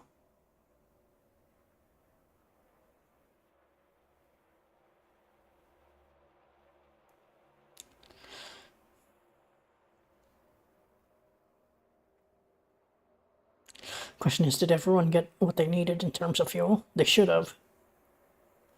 But if they wreck, they'll probably have to go into overtime, and that might run them out. Things are getting a little bit stupid here.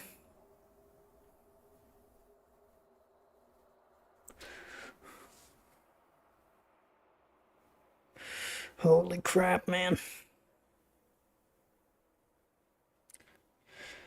Here we go. 7 laps to go.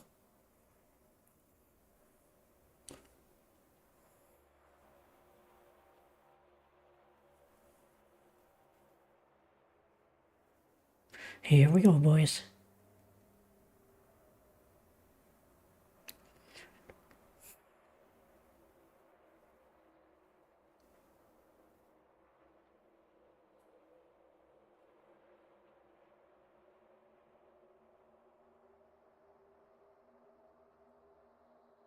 Running on board with Reddick. He's getting a good run, but ooh, people are getting a little stupid here.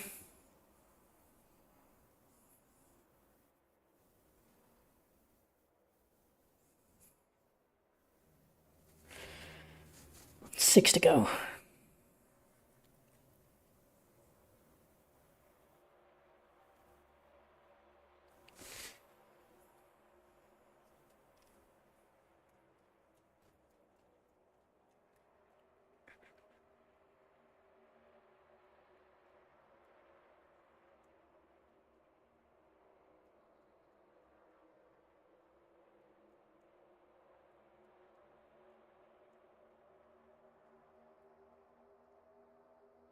Holy crap.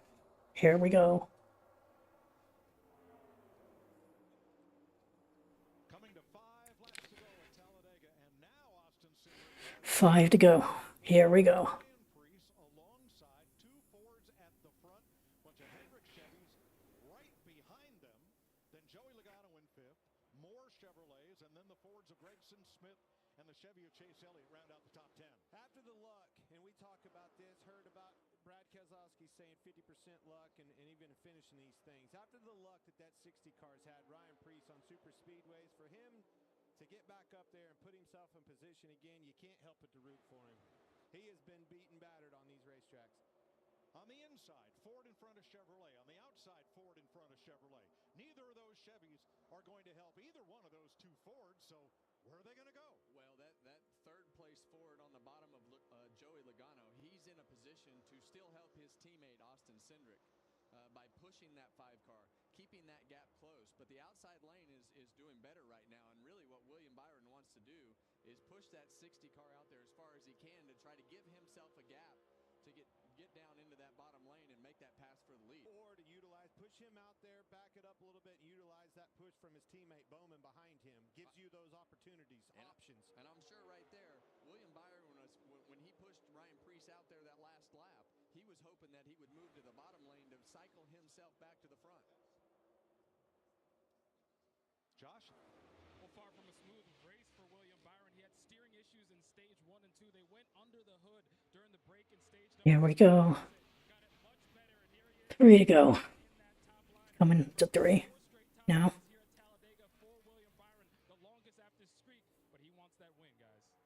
Well, to do it, he's going to have to get around the outside because Cindric and Preece are controlling the pace of the race. Neither one of them getting far in front of the other, enough for one of those Chevrolets to slip past. 32 times. A race at Talladega has been decided by a last lap pass. This is why these people come in droves to Talladega. They're on their feet. You can't let 3 to go. Cindric and 2 to go. It's time to make the moves. Who's going to make them and when are they going to do it? And right now it becomes really hard when you're the leader. The things start to speed up right here because everybody starts pushing and shoving a little bit harder. Fords in front, Chevys in row 2. A Ford and a Chevy in each of rows 3, 4, and 5. 2 to go. We have seen these front 2 cars take each other out before. It's going to be blocks. It's going to be pushing, side drafting, all the things in between. And it's because of the energy, the help behind them. And by the time you get to the tri-oval on the last lap, you have no friends. It's every man for himself. Well, and the big problem comes over these bumps going into turn 3 as these guys get super aggressive on this last lap. That's where a lot of the problems happen when the cars start to bounce up and down and they're trying to push. All right, Cindric eases it so Priest can pull alongside.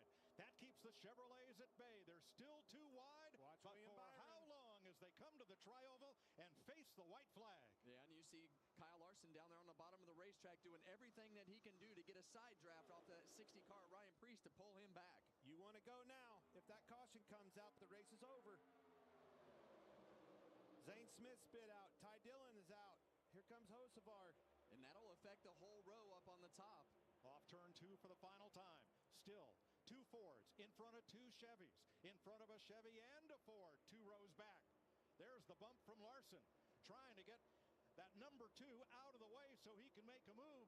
Who's going to come to the outside? It's the gaps. The energy's going to come from the gaps. Watch him. See that 5-car slow down? He's trying to create a gap to get a run on him. And there's those lap cars up in the front. That should help that bottom lane get a little bit of drag. white flag coming to the checkered. White flag coming to the checkered. Here we go. Make a choice. Cindric just got him. Cindric got it. Holy crap. Holy cow. Cindric got it. There was never a big one. Here it is, the run to the line behind those lap cars, and it is Austin Cindric beating Ryan Priest by about 3 feet for his 3rd career victory in his 125th start. He's good at it. He puts himself in position at the end of these. How did Bowman fall to 9th? Great job, Austin Cindric.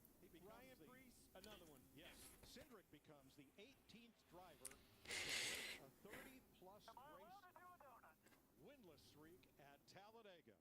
Well, they're due, and we talked about the Fords needing to be Holy crap. Holy cow. I don't know how they didn't wreck. Lap pass for the win at Talladega. Looking at Roger Penske and Walt Zarnicki, they were up here on the balcony cheering their driver on. And here's a look at it. Yeah, and you see these cars nose to tail down the back straightaway. But the thing that's going to happen, and we could start to see this develop as we get off of turn 4. They were still pretty much a dead heat as they exited turn 4. They caught those lap cars 2 seconds a lap of Kyle Busch and Josh Berry, and that just allowed that bottom lane to get that just a little bit of a sniff of a draft and pull them forward to get that advantage on Austin Cindric's car. See those lap cars? There they are. Yeah. Boy, he about run out of room. You hurry up, finish line. I love it. I love this place. Holy cow. Man. Austin Cindric wins. Finally get a race on a drafting track to win for the first time this season. Well, they've had the fastest cars. They've had the best plan. They've had the best teamwork, but they've had the fastest cars. And today, Cindric and Priest just set this pace there for the last couple of laps, and that was it. Of everybody that made their green flag stop, they had the quickest stop at 3.2 seconds. They won the battle off pit road with their group. A little bit of a gamble there. Less fuel, baby. He led that group in, and he led that group out, and that made all the difference. well, it all matters. This is a team sport, and you're seeing that on display again. 3rd career victory in his 125th start. He won at Gateway last June on Fox.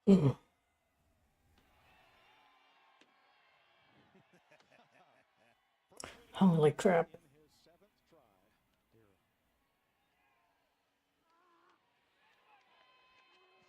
Grabs Regan Smith.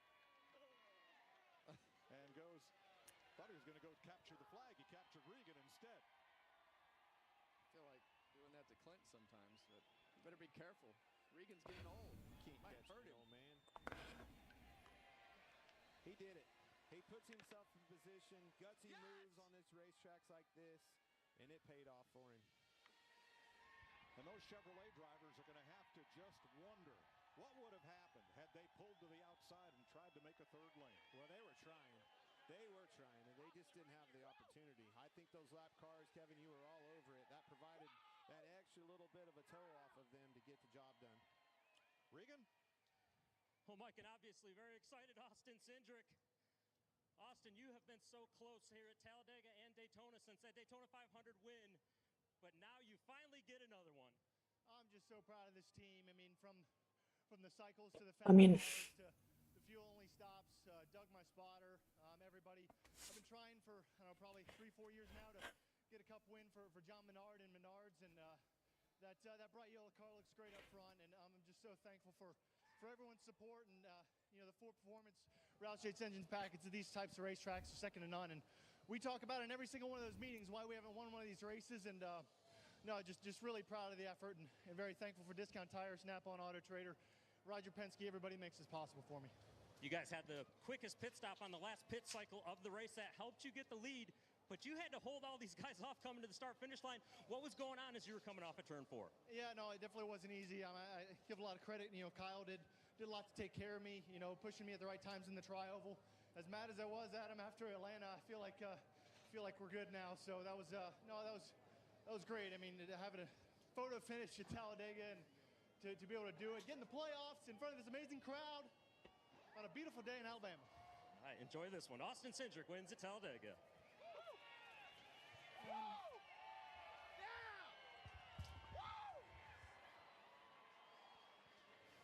And Ryan Preece brings it home second today, your best career finish at Talladega. What are the emotions knowing the day that you guys had, running up front all day, but coming up one spot short? I felt like I needed to do a Hans check because I'm a little weird inside the race car. I needed that little bit, like when you're on a go-kart, to edge by Austin. But I'm happy. But as a racer, you want to win, right? And I felt like coming through the trial, I'm like, all right, we're all sticking together, and nobody was really leaving me. I wish I didn't have to shade up so much and maybe side draft Austin to pull him back, but ultimately, thank you to something has to be done with this car. You got to get some of the drag out. all the partners that we have. Adding horsepower won't fix the problem. It's a drag problem. Without this opportunity, probably be back in Connecticut racing modified. So this one's for the modified mainly crowd. Hey, obviously Ford got the strategy right today, Ryan, but what's it like as a driver trying to calculate all that and time everything to stick with that path and give you a shot? It's not easy, and I felt like this was the most aggressive I've raced on a super speedway, and really pushing the issues because you got to figure out who's going to have that fast car, and obviously it was all Fords today, so the right holes open at the right times, but ultimately just 22 hundredths short, or 2000ths. Ryan Preece, though, grateful for the opportunity today, Mike.